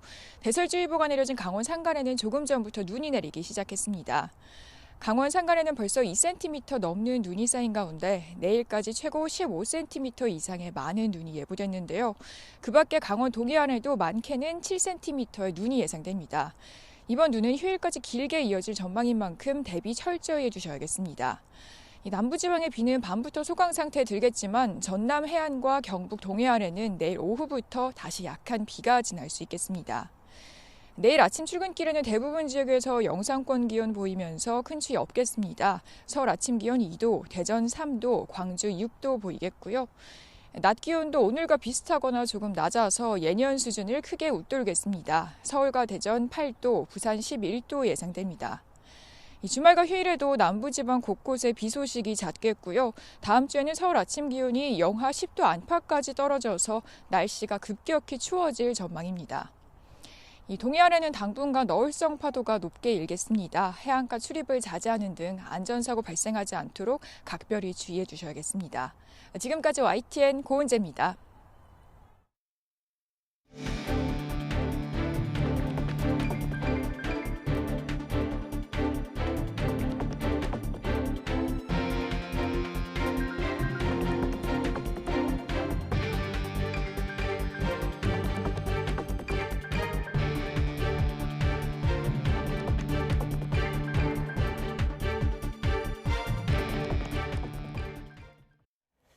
미국이 홍해에서 상선을 공격해온 예멘의 친이란 반군 후티를 약 3년 만에 국제 테러 단체로 다시 지정했습니다. 그러나 후티는 또다시 미국 선박을 공격했습니다. 기정훈 기자의 보도입니다. 미국이 홍해에서 선박들을 공격해온 예멘의 친이란 반군 후티를 테러 단체로 다시 지정했습니다. 바이든 대통령 취임 직후인 지난 2021년 2월 해제한 지 3년 만입니다. 지난주 후티의 주요 거점을 공습한 데 이어 후티의 자금줄을 차단하기 위한 조치입니다. For the past several weeks, the United States, with allies and partners around the world, has made clear that there must be consequences for those attacks. And today's designation follows on our military action last week to hold the Houthis accountable for their actions. 테러 단체 지정 절차에는 특별지정 국제 테러리스트 SDGT와 외국 테러 단체 FTO가 있는데 이번에는 낮은 단계인 SDGT만 지정했습니다. SDGT로 지정되면 미국 내 모든 자산이 동결되고 미국인과의 거래가 금지됩니다. 개인과 단체의 물질적 지원, 서비스 제공까지 막는 FTO, 외국 테러 단체 지정도 검토했으나 인도적 차원에서 이번엔 하지 않았습니다. 식량이나 연료 등 예멘 주민 지원을 위한 것은 제재 대상에서 빠지고 이번 조치 시행에도 30일의 유예 기간을 주기로 했습니다. 그러나 후티는 또다시 선박 공격으로 응답했습니다. 영국 해군 해사무역기구는 예멘 부근 바다를 지나던 한 선박의 좌현에 자폭 드론이 돌진해 한때 불이 났다고 전했습니다.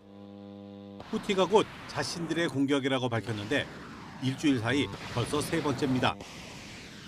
عملية استهداف لسفينة جينكو بيكاردي الأمريكية في خليج عدن بعدد من الصواريخ البحرية المناسبة وكانت الإصابة دقيقة ومباشرة بفضل الله. 후티는 미국과 영국의 공격에 대해 반격하는 건 필연적이라면서 공격을 계속할 것임을 분명히 했습니다. 그러면서 스스로를 지키고 가자 지구의 팔레스타인인을 돕기 위한 것이라고 주장했습니다. 자폭 드론에 피격된 젠코 피카르디호의 해운사 측은 인명피해는 없었고 배는 해당 구역을 벗어나 안정적으로 이동 중이라고 밝혔습니다. YTN 기정훈입니다. 파키스탄과 국경을 맞대고 있는 이란 동남부 지역에 여러 차례 폭음이 울려 퍼졌다고 AFP 통신이 보도했습니다. 보도에 따르면 이란 국영 IRNA 통신은 한 지방정부 당국자를 인용해 사라반시 주변 다수 지역에서 여러 차례 폭음이 들렸다고 전했습니다. 파키스탄의 정보기관 고위 당국자는 이와 관련해 밤사이 파키스탄군이 이란 내에서 공습을 진행했다고 말했습니다. AFP는 이 당국자가 이란 안에 있는 반파키스탄 무장단체를 겨냥한 폭격을 수행했다는 것을 확인했다고 밝혔습니다. 이 폭격이 사실일 경우 이틀 전 이란이 자국 내 시설을 폭격한 데 대한 파키스탄의 보복 공격일 걸로 판단됩니다. 강진이 일어난 일본 이시카와현 노토반도에 있는 시카마치 원전의 비상용 발전기가 어제 시운전 도중 자동으로 정지했습니다. 호쿠리쿠 전력은 지난 16일 노토반도 서부 시카마치에 있는 시카원전 1호기 원자로에 비상용 디젤 발전기 3대를 시운전했습니다. 2대는 별다른 문제가 없었지만 나머지 한 대는 출력을 올리자 경보음을 울리면서 자동으로 멈췄습니다. 마이니치 신문은 정지한 발전기가 외부 전원이 끊겼을 때 사용 후 해결료 냉각용 해수를 끌어올릴 펌프를 움직이는 장치라면서 최후의 보루가 되는 설비가 문제를 일으켰다고 지적했습니다.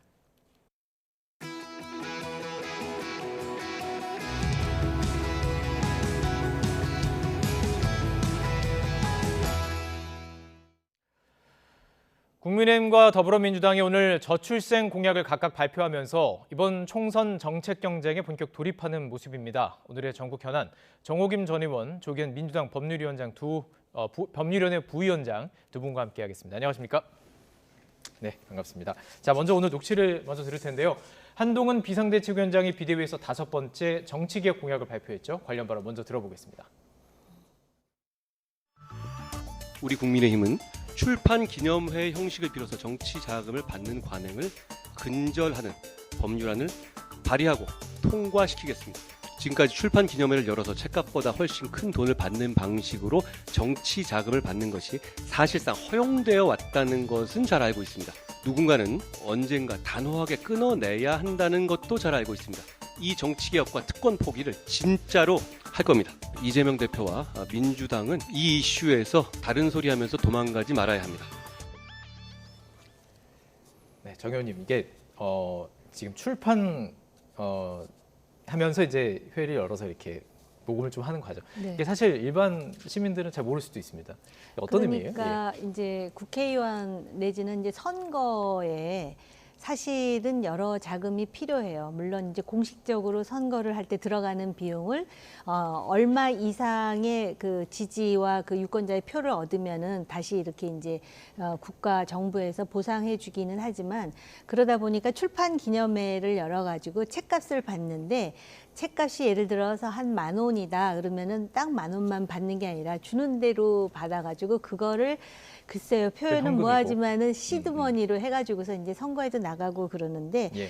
이게 이제 정치적으로 영향력이 큰 사람들은 어마어마하게 이제 출판 기념회를 통해서 모금을 하기도 하고 그러다 보니까 그 안에서는 여러 가지 이제 볼멘 소리도 나오고 그랬는데 개혁의 일환으로 이제 출판 기념회를 통해서 책값보다 훨씬 큰 돈을 받는 형식으로 정치 자금 받는 거를 차단하겠다는 거잖아요. 네. 제가 이 얘기를 듣자마자 떠오른 게 올해 출판 기념회가 제한이 1월 10일까지였습니까? 네. 그러니까 진작에 그러면 이 공약을 내놨으면 어땠을까? 그러니까 올해 지금 출마할 사람들은 이미 출판 기념회를 통해서 네. 정치 자금을 모금할 사람들은 다 한 거죠. 예. 그래서 그런 생각도 들고요. 그리고 물론 이렇게 잘못된 예를 든다면 책값을 막 100만 원 막 이렇게 내는 거에 대해서 차단한다라는 의미도 있지만 예. 그러면은 국회의원이나 선거에 나가고자 하는 사람들이 투명하게 자금을 모금해가지고 또 투명하게 그 결과를 내놓는 그런 합리적인 제도를 일단 정비해서 보완하면 어떨까라는 생각도 들었습니다. 예, 알겠습니다.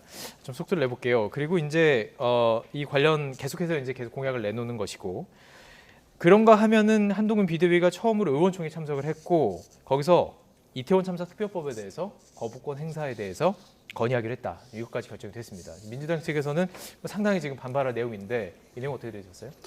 뭐 어느 정도 예측이 된 문제였죠. 계속 이 법에 대해서 문제 제기를 하고 있었기 때문에 네. 어떤 명분으로 거부권 행사를 건의를 할지 이 부분이 좀 관심의 포인트였는데 절차 문제를 얘기하시더라고요. 물론 아직 세부적인 내용은 잘 알려지지 않았습니다만 글쎄요, 이거 뭐 민주당이 추진한 법률은 맞습니다만 유가족들이 원해서 만든 법이잖아요. 그리고 예. 국회의장 중재안까지 해서 어떻게든 합리적인 안으로 여당도 수용할 수 있는 법률안으로 만들어냈는데도 불구하고 뭐 퇴장하면서 표결 자체에 참가하지 않았습니다. 네. 당시에 그 방청석에 있던 유가족들을 보고 그분들 한 분 한 분의 어떤 그 돌아가신 가족들의 어떤 사연 이런 것들을 생각한다면 진상 규명을 위해 필요하다는 이유가 분명히 있기 때문에 유가족들이 그런 요구를 계속 하는 거 아니겠습니까? 네. 어떻게 조사가 다 끝났다고 이런 식으로 마무리할 수 있다는 건지 납득하기가 어렵고요. 글쎄요, 이 부분에 대해서는 적어도 국민들께서 예. 뭐 유가족은 뭐 당연하고 국민들께서 이 부분까지 거부권을 행사한다 이거에 대한 그 비판 여론은 가볍지 않을 것이라고 보고요. 예. 여당이 제안하면 뭐 대통령께서 당연히 받는 수순으로 갈 것으로 보입니다만 한 번만 더 대통령께서 숙고해 주셨으면 좋겠습니다. 알겠습니다. 지금 앞서 짚어봤던 두 가지 모두 처음에 이제 그 여러 가지 정치 개혁과 특검 포기를 얘기하면서도 민주당과 이재명 대표를 한동훈 비대위원장이 또 언급을 했었고요. 지금 이야기하는 대통령에게 이제 재의결권이죠. 이제 그것을 제안하는 과정 속에서도 민주당이 아무래도 가만히 있지 않을 것 같은데 지금 이런 어떤 충돌하는 모습들이 그려질 수밖에 없는 것. 한동훈 비대위원장이 좀 그린 모습이라고 보세요. 어떻게 판단하십니까? 이태원 특별법과 관련해 갖고 잠깐 말씀을 드리자면 저도 이제 언론 보도를 통해서 보고 제가 해석하는 수밖에 없는데 실제로 지금 사실은 그 정부 여당도 유가족들의 그 요구가 무엇인지를 알기 때문에 굉장히 심리적으로 그것에 대한 어떤 그 부담감이 있었을 거예요. 근데 이제 그 과정에서 국회의장 중재안이 나왔는데 여전히 그 독소 조항이 있으니 독소 조항을 빼면 가능하니까 정말 제의 요구권이잖아요. 그래서 한번 재협상을 하자는 취지도 지금 들어있는 것으로 알고 있고요. 여당이 사는 거니까요. 그리고 이게 총선 때가 되다 보니까 결국은 정치의 장이지만 굉장히 예민하고 또 일면 그 갈등이 이렇게 유발되는 몇 가지 사안들이 있는데 지금 이제 그 질문하신 그 취지대로 보자면은 아마 그 여야 간의 그 갈등은 불가피한 측면도 있을 것 같고요. 왜냐하면 이해관계라든지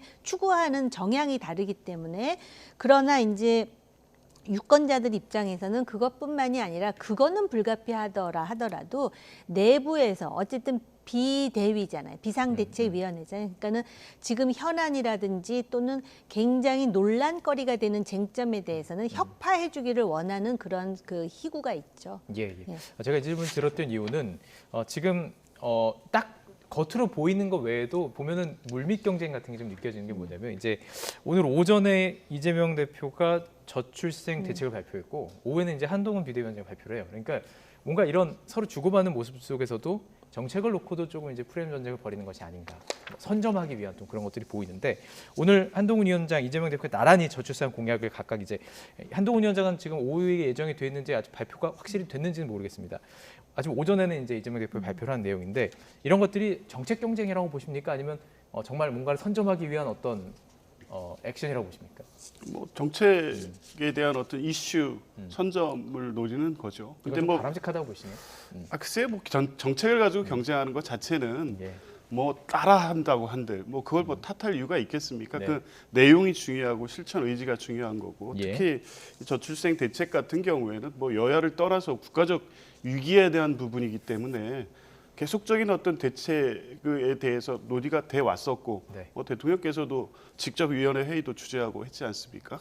이제 그런 측면에서 보면 뭐 한동훈 위원장이 오늘 4시 발표하는 걸로 돼 있는데 이게 원래 준비된 일정인지는 잘 모르겠습니다. 근데 민주당 어쨌든 계속 준비해 왔고 일정이 예정돼 있었던 일정이고 또 그 내용 자체도 상당히 상세하게 꼼꼼하게 이제 대책을 마련해서 발표를 했고요. 뭐 정책 경쟁 측면에서 보면 어떤 방식으로 뭐 양당이 하더라도 이 부분은 이제 그런 걸 내놓고 국민들이 그거에 대해서 평가를 받는 것이기 때문에 뭐 그거에서 순서가 중요하다거나 이 당이 하니까 따라했다 뭐 이런 것을 비판할 필요는 없다고 봅니다. 알겠습니다. 자, 그런 의미에서 그러니까 선거를 앞두고 어떤 사람이라든지 이슈 중심으로 좀 토론하기보다는 정책에 대한 토론을 할 수 있어서 참 좋은 것 같은데요. 저희가 좀 준비를 해봤습니다. 국민의힘에 앞서서 민주당이 먼저 오전에 저출산 관련 정책을 발표했죠. 이재명 대표의 목소리로 직접 들어보시죠. 그래서 우리 민주당은 결혼, 출산, 양육 망라하는 획기적인 정책 패키지를 준비했습니다. 모든 신혼부부의 기초자산 형성을 국가가 직접 지원하겠습니다. 국가의 출산, 돌봄 책임을 더욱 강화하고 특히 신혼부부들의 가장 큰 고민거리라고 할 수 있는 주거 문제에 대해서 획기적인 대책을 마련하겠습니다. 노동 환경을 개선해서 일가정 양립이 가능할 수 있도록 적극적으로 뒷받침할 것입니다.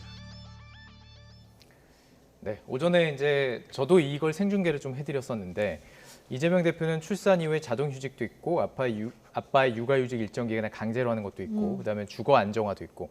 근데 이게 좀 말이 다르지만 이제 앞으로 이제 발표하게 될 한동훈 위원장이 발표하는 것도 비슷한 내용들이 좀 많이 담겨 있어요. 예, 그 말씀을 드리려고 그랬는데요. 이미 그 한동훈 위원장이 저출산 대책에 대해서 하겠다고 어제 예고를 했어요. 그렇기 때문에 이거 경쟁적으로 하는 건 아니고 이미 조 변호사 말씀하셨듯이 이런 정책 경쟁은 정말 바람직한 거죠. 정치적인 그런 논쟁을 벌이는 것보다 훨씬 생산적인 건데 대충 내용을 보면은 좀 유사한 측면도 있어요. 왜냐하면 이제 출산 휴가라든지 육아휴직이라든지 무상 교육이라든지 또 여성들의 경력 단절을 막는다든지 일가정 양립이라든지 그다음에 집이 없으니까 장기로 이제 임대를 해주고 그걸 다시 분양받게 한다든지 뭐 다 좋은데요.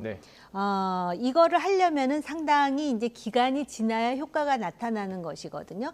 그런데 예를 든다면은 여기 보면은 국가의 출산, 돌봄 책임을 강화하고 신혼부부의 고민거리, 주거 대책 이렇게 하면은 굉장히 추상적이잖아요. 이 중에 하나라도 여야가 좀 합의를 해서 하나라도 확실하게 할 수 있는 저출생 대책 이거는 굉장히 지금 심각한 그런 사안이기 때문에 단순히 총선 공약이 아니라 그렇게 해서 이거 다 하려고 하다가 아무것도 안 하는 것보다 한 가지라도 서로 합의를 해가지고선 해나갔으면 좋겠고요. 무엇보다도 젊은 여성들 얘기 좀 들어보시라는 말씀 하고 싶어요.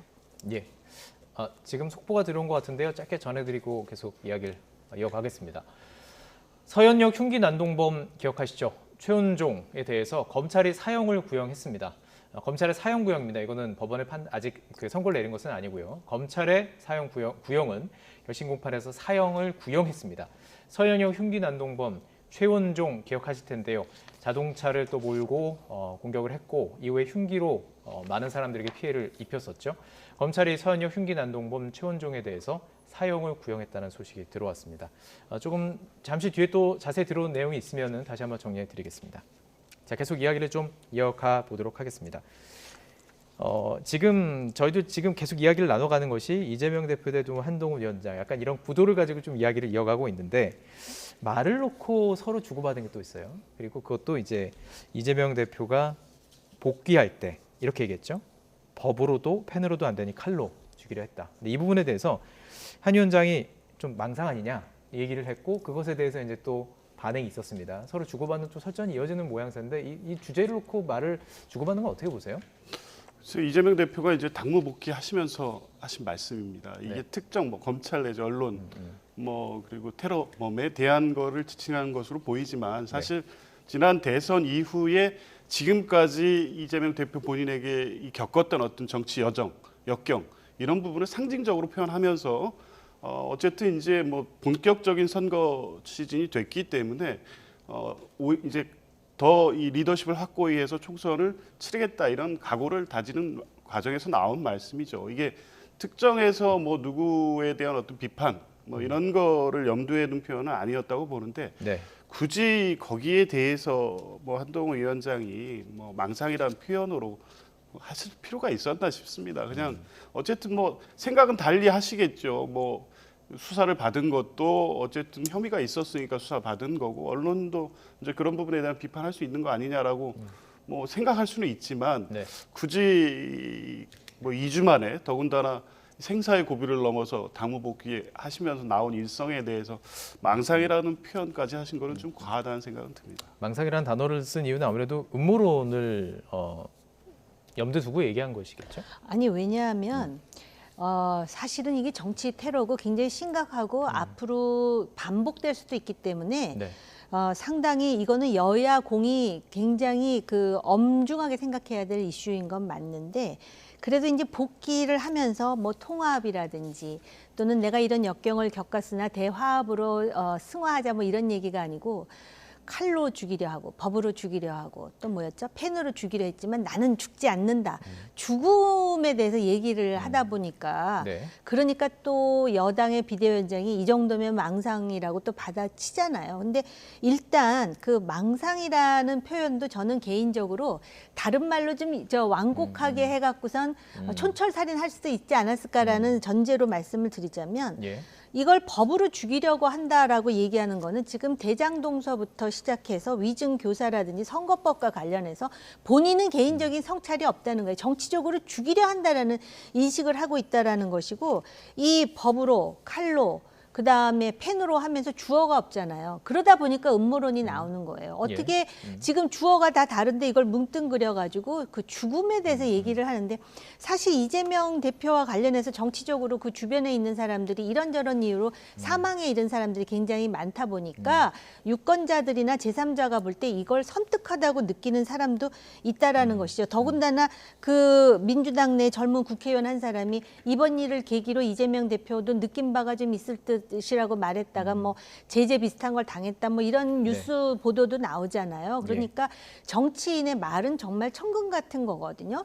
죽음보다는 희망으로 좀 승화하는 말을 했으면 지금 칭찬받았을 겁니다. 희망의 메시지를 서로 주면서 그리고 대결은 정책으로 어떻게 그런 것을 좀 얘기해보면 좋을 것 같은데요. 자, 주제 좀 넘어가 보도록 하겠습니다. 이른바 김건희 여사 리스크와 관련해서 여당 내부에서도 비판의 목소리가 계속 나오고 있는데요. 시점도 참 흥미롭습니다. 함께 들어보시죠. 영부인께서 직접 나와서 이제 본인이 대선 당시에 아내로서 역할에만 충실하겠다고 말씀하신 게 있잖아요. 그런 약속을 못 지켜서 미안하다. 특히 국내 활동은 하지 않겠다. 공식 활동을. 기올백 같은 경우는 함정이긴 하지만 부적절했다. 이런 부분에 대해서 솔직하게 사과를 하고 이해를 구하는 것이 저는 어쨌든 공인으로서 바람직한 자세라고 보고요. 김건희 여사가 직접이요. 마이크 앞에서. 본인이 직접 사과하는 게 제일 깔끔하다고 생각을 합니다. 영부인께서 사과를 하셔야 한다. 혹은 총선 후 특검이 필요하지 않겠느냐 이런 의견이 계속 나오고 있는데요.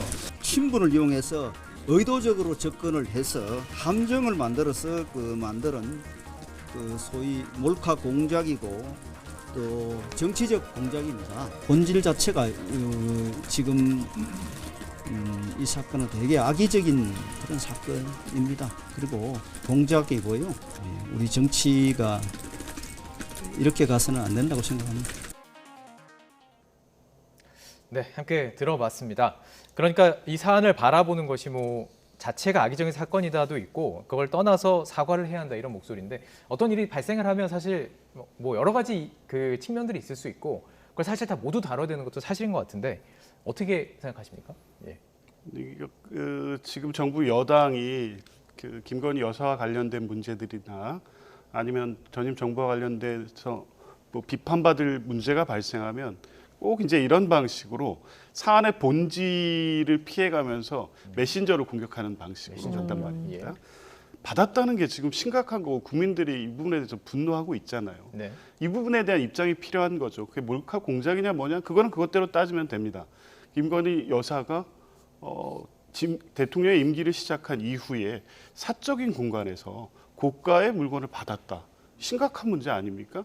있는 그대로 받아들이고 여기에 대한 입장을 내는 게 당연한데도 불구하고 역시나 뭐 한동훈 비대위원장이나 국민의힘 지도부는 김건희 여사 관련된 모든 사안에 대해서 이렇게 금기시하고 성역으로 남겨놓는 태도를 계속 취하고 있기 때문에 그래서 한동훈 그 비대위원장이 2주 동안 행보를 하면서 본인의 개인적 인기는 올라갔을지 모르겠지만 이번 총선에서 윤석열 정부에 대한 심판 여론이 가라앉지 않는 겁니다.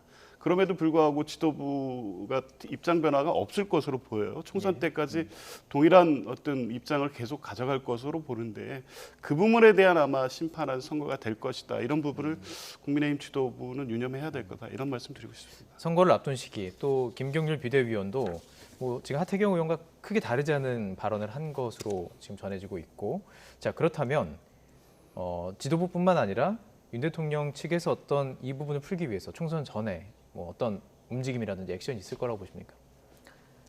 있을지 없을지는 제가 판단하기 어렵지만 필요하다라고 생각을 해요. 아유, 당연히 사과를 해야 되죠. 지금 국민의힘이 집권 여당이고 책임 정당이잖아요. 깊이 뿌리를 내리고 필요한 정책을 지금 해야 되는데 번번이 야당의 장벽에 가로막혀가지고선 못하고 있는 것도 굉장히 많잖아요. 이런 와중에 하필이면 왜 이런 그 여사의 무슨 백 뭐 이런 것 때문에 딱 빌미가 잡혀가지고선 지금 왜 여사 문제는 금기시 되느냐 성역이냐라고 지금 우리 합리적인 조 변호사께서 지금 공격하시잖아요. 왜 공격의 이유를 자꾸 만드느냐는 거예요. 그리고 지금 총선 국면인데 윤재호 원내대표는 아마 지역구가 TK인가요? 그러다 보니까 수도권에 지금 뭐 하태경서부터 시작해서 김경률 그다음에 이수정 이 사람들이 현장 가보면 느낄 거예요. 그 지역구민들의 눈초리라든지 악수를 하고 인사할 때 어떤 반응을 보이느냐. 아니 근데 일단 여당이 승기를 잡아야 이 대통령이 추구하는 이 정부가 추구하는 정책을 제대로 실현할 것 아닙니까? 이거는 너무나 자연스러운 일인데 원내대표가 이렇게 딱 함정이다. 함정을 만들어주기 위해서 여사가 그 백을 받은 건 아닐 거 아니에요. 그러니까 사과를 진솔하게 하는 게 정치에서는 굉장히 중요한데 그게 안 되니까 지금 뭐 수도권은 거의 험지가 돼버리지 않았습니까? 안타깝습니다. 자, 그러니까 수도권 의원들은 공천 과정 그리고 이후에 이제 선거 때문에 여러 가지를 의식하는 상황인데 그렇기 때문에 공천이 참 중요한 것이죠. 다음 주제로 가보겠습니다. 총선 규정을 발표하면서 국민의힘 역대 첫 시스템 공천이다 이렇게 스스로 평가를 했죠. 또 목소리를 모아봤습니다. 함께 녹취 들어보고 계속 이야기를 이어가겠습니다. 이재명 대표를 제압하기 위해서 우리 당의 그 큰 스타를 갖다 그걸로 보내가지고 한번 붙이겠다. 그것은 나는 허용될 수 있는 수위다. 그게 이제 소수에 머물러야지. 그 이제 그런 숫자가 많아지가지고 그 편성해서 또 다른 사람 엉뚱한 사람 넣으면 안 되지요. 김경률이라는 그 회계사 출신 그분은 뭐 굉장히 사람이 정의롭고 올바른 스타지 않습니까? 몇 곳은 그렇게 해서 국민적 관심을 불러일으키는 것도 좋은 전략이지요. 김경률 비대위원에 대한 공천을 가장 거의 앞서서 또 원희룡 장관에 대한 메시지 그 다음으로 배치했다는 것 자체가 현재 국민의힘이 스스로 생각하는 정체성이 반민주당이라고 하는 부분을 보여준다고 생각하고요. 민주당에 반대하는, 이재명에 반대하는 것을 자신의 정체성으로 삼고 총선의 시대 정신으로 제시하고 있다라고 하는 것이 안타깝게 느껴집니다. 자, 정리를 해드리면 듣고 나서 이제 정리를 해드리면요. 한동훈 비대위원장은 계속 경선 룰을 지키는 것을 강조했습니다. 그럼에도 불구하고 뭔가 전력 공천, 지역에 따라서 전력 공천이 있는 것 같은 느낌을 주었기 때문에 지금 이야기를 나눈 것인데 이 공천 과정들 속에서 여러 가지 이제 잡음들이 들릴 수도 있는 것이고 이것이 낙하산이 아니냐 이런 얘기도 나오고 있는 것입니다. 어떻게 보세요? 이게 이 과정이 좀 해석하기가 좀 쉽지는 않은 것 같습니다. 어떻게 해석하세요? 하필 전날 공관위가 시스템 공천을 발표하지 않았습니까? 근데 한동훈 위원장이나 김경률 위원이 얘기하는 걸 보면 그 전날 이미 이 마포 공천과 관련된 두 분 간의 얘기는 정리가 된 것 같습니다. 근데 그 지역에 출마 준비해오고 계신 분이 있으시잖아요. 있죠. 그런데 공개적인 자리에서 당의 대표 그 자리에 있었고요. 그게 대표가 불러서 사실상 공천을 낙점하는 행위까지 이어졌단 말이에요. 그러니까 전날의 시스템 공천이라는 게 굉장히 무색해진 거죠. 그러니까 이런 방식으로 하는 게 옛날에 다 밀실 공천이라고 한 겁니다. 뒤에서 시스템이나 당원 당규상의 어떤 절차나 이런 걸 따지지 않고 미리 정해놓고 어떤 모양새만 취하는 것. 그러니까 지역에 따라서는 전략지역 선정이라든가 전략공천 또 단수공천 뭐 국민의힘 당규에 어떻게 상세하게 규정되어 있는지 모르겠습니다. 민주당 당규에는 다 그렇게 정해져 있습니다. 이거에 따라서 가는데 당이 특별한 사정이 있는 경우에 이렇게 상징적인 지역에 상징적인 후보를 내는 방식으로 총선 전략을 짜기도 하는데 어쨌든 한동훈 위원장이 이번에 마포 의뢰에 대해서 김경률 의원을 공천하겠다는 적적 의지를 그런 방식으로 표현한 것은 그 전날 얘기했던 시스템 공천은 맞지 않고 과거의 정치 방식이죠. 공천이 누가 되느냐를 보면은 좀 알 수도 있는 뭐 어떻게 보면 간단한 문제일 수도 있는데 자 그리고 어제 그리고 이 오찬 이후에 오찬을 가졌죠. 이거 발표를 한 뒤에 오찬을 가지면서 이제 사선 의원들이랑 뭐 식사를 하면서 이 시스템 공천에 대해서 잘했다 이런 말을 들었다고는 좀 전해지고는 있습니다. 공개적인 자리랑 비공식적인 자리는 뭐 같은 얘기인지는 모르겠습니다. 이 과정들 어떻게 보셨는지 궁금해요. 아니 어쨌든 지금 퍼센티지를 정해가지고 시스템 공천을 지금 추진하겠다라고 하는 거는 분명하고요. 그 시스템 공천대로라면은 과연 중진 의원들이 불리한지 유리한지에 대해서는 결과가 나와봐야 될 것 같아요. 그렇기 때문에 어떤 중진들은 그거를 불리하게 생각하기도 하고 어떤 사람들은 해볼 만하다고 생각하는데 어쨌든 수치로 되어 있기 때문에 누구를 일방적으로 꼽고 하는 거를 하기는 쉽지 않을 거예요. 그런 점에서는 의미가 있다라고 보여지고요. 지금 민주당이 당규대로 한다고 하지만 시스템 공천을 한다고 하지만은 예비 후보에 대한 적격 부적격을 가를 때 얼마나 많은 파열음이 나오고 있습니까? 그럴 뿐만 아니라 그 공천검증위원회에서 정말 물론 이제 그 이후에 또 뭐 공천관리위원회에서 뭐 결정한 사안도 있겠지만 적격 후보라고 한 사람들에 대해서 상당히 논란이 많은 것도 사실이에요. 그렇기 때문에 민주당 스스로도 성찰해야 될 부분이 많고요. 단지 지금 그 국민의힘의 마포을이라든지 계양을과 관련해 가지고 한동훈 위원장의 어떤 그런 그 행보는 상당히 거칠었던 건 사실이에요. 그렇기 때문에 경선을 하든 아니면 전략 공천을 하든 일단 그 자체의 지역위원장이 있으면은 매끄럽게 할 수 있는 정치적 방법이 있음에도 불구하고 이것이 지금 오르내린다는 자체가 거칠었다라는 방증이죠. 알겠습니다. 자 이제 시간이 많지는 않은데요. 변호사 모셨으니까 짧게 이 질문 좀 드리고 싶습니다. 울산시장 선거 개입 의혹과 관련해서 임종석 전 대통령 비서실장, 조국 전 민정수석 재수사하기로 했습니다. 후폭풍이 좀 불까요? 어떻게 보세요? 예, 뭐 하여간 공교롭게도 이틀 전에는 그 문재인 전 대통령의 사위에 대한 또 압수수색이 있었습니다. 그러니까 최근에 전 정권 인사에 대한 수사가 제기되고 있는 겁니다. 정치적인 어떤 배경이 있지 않나라는 의혹을 가질 수밖에 없어요. 특히 총선 시기니까 하던 수사이고 혐의가 있으니까 수사하겠다. 뭐 검찰은 그렇게 얘기하겠지만 또 이렇게 수사를 하면 결국에 민주당의 이 전 정부 친문과 어떤 민주당의 현재 내부의 어떤 갈등이 발생할 수도 있겠다. 이런 계산이 있는 게 아닌가라는 의혹을 제기할 수밖에 없고. 의심이 든다. 예. 그리고 이 뭐 문재인 전 대통령의 그 과거 전 사회에 대한 것도 그렇고 이 재기 수사도 그렇고 이미 상당 시간이 경과됐고요. 또 이 울산시장 관련된 거에서는 이미 무혐의 처분을 한 적이 있었는데 굳이 다시 꺼내 들어서 다시 수사를 해야 될 필요성이 있는지는 좀 의문입니다. 좀 정치적이라고 보시는 것 같은데요? 아니요, 문재인 전 대통령의 전사위와 관련해서는 진실이 무엇인지 궁금해하는 사람들이 굉장히 많아요. 그리고 지금 울산시장 그 관련 수사와 관련해서는 밑에 실무진들 중에는 선고를 받은 사람도 있고 유죄가 된 사람도 있고 기소된 사람도 있고 막 그렇잖아요. 그런데 가장 위계의 꼭대기에 있는 비서실장과 민정수석에 대해서는 사실 그 문재인 정부 당시의 검사들이 결국은 지금 기소하지 않았단 말이에요. 그러니까 이상한 건 사실이고 저는 솔직히 진실이 무엇인지 저 개인적으로는 굉장히 궁금합니다. 알겠습니다. 시기가 시기이니만큼 아무래도 이 부분도 좀 민감한 이슈로 앞으로 올라오지 않을까 생각이 됩니다. 정호김 전 의원, 조기현 민주당 전 법률위원회 부위원장과 이야기 나눠봤습니다. 고맙습니다.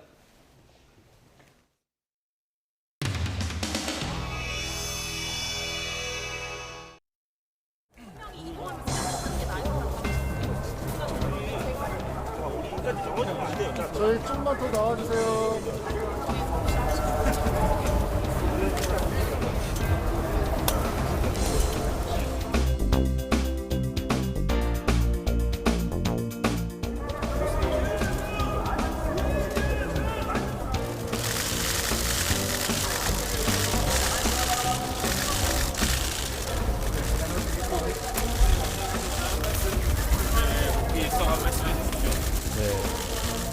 국회도 새롭고 또 여러분 언론인 여러분들 뵙는 것도 새롭습니다.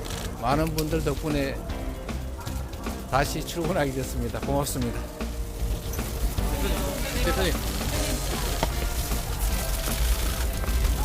관련해가지고 당내에서 그동안 탈당이 있었는데 여기대해서 한번 입장. 당내에서 지금 자객 공천 논란도 있는데 여기 대해서 어떻게 보셨는지. 아직 공천하는 거 없는데요? 경선한 걸 가지고 그러는 건가요? 마지막으로 이제 당내.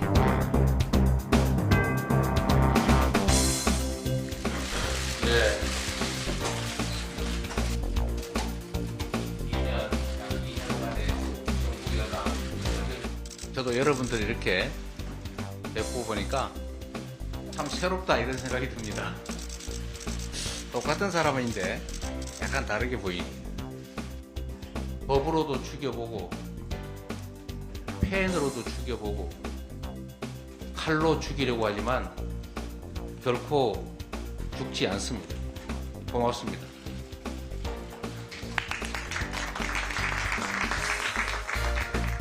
법으로도 죽여보고 펜으로도 죽여보고 그래도 안 되니 칼로 죽이려 한다 이런 말을. 그 정도면 망상 아닌가요? 제가 그 정도면 망상 아닌가요? 제가 이상한 얘기도 안 하려고 했는데요. 칼로 죽여본다? 누가 죽여본다고 얘기인가요? 그걸 그렇게 정치적으로 무리하게 해석하는 것은 평소에 이재명 대표 가운 말씀이 아닙니다.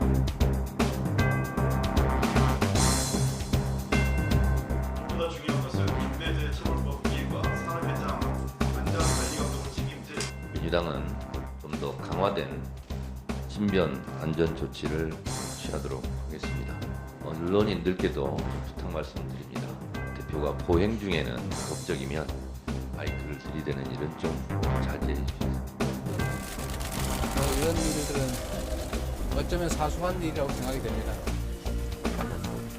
네, 감사합니다.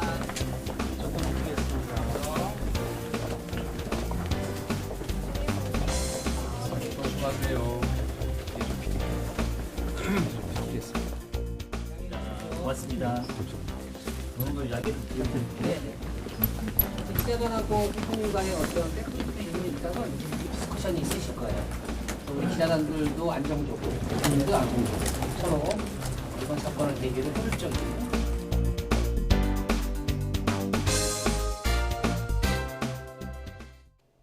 맑은 하늘이 드러난 수도권은 낮 동안 기온이 크게 올랐습니다. 오늘 서울 낮 기온이 8.8도까지 올라 예년 기온을 무려 7도나 웃돌았는데요. 내일도 평년보다 온화한 날씨는 계속되겠습니다. 내일 서울 아침 기온은 영상 2도로 크게 춥지 않겠고요. 낮 기온도 8도로 오늘과 비슷해 온화하겠습니다. 하지만 일부 남부지방을 중심으로는 겨울비가 대설주의보가 내려진 강원 산간에는 눈이 오고 있는데요. 남부지방의 비는 오늘 밤이면 대부분 소강 상태를 보이겠습니다. 내일까지 강원 산간에는 최고 15cm 이상, 강원 동해안에도 최고 7cm의 많은 눈이 오겠고요. 제주도에는 최고 60mm의 비가 오락가락 이어지겠습니다. 또 내일 늦은 오후부터 전남 해안과 경북 지방에는 다시 5에서 10mm의 약한 비가 지날 수 있겠습니다. 내일 아침 기온은 평년보다 7에서 8도가량 높겠습니다. 내일 서울 아침 기온 2도, 광주 6도, 대구는 4도가 예상되고요. 낮 동안에도 예년 기온을 3에서 6도가량 웃돌겠습니다. 낮 기온 서울 8도, 광주와 부산은 11도가 예상됩니다. 다가오는 휴일까지 강원 영동에는 많은 눈이 남부 곳곳으로도 비가 자주 내릴 전망입니다. 지금까지 날씨 정보였습니다. 이상으로 더 뉴스 마치겠습니다. 잠시 뒤에는 뉴스큐가 방송됩니다. 시청해주신 여러분 고맙습니다.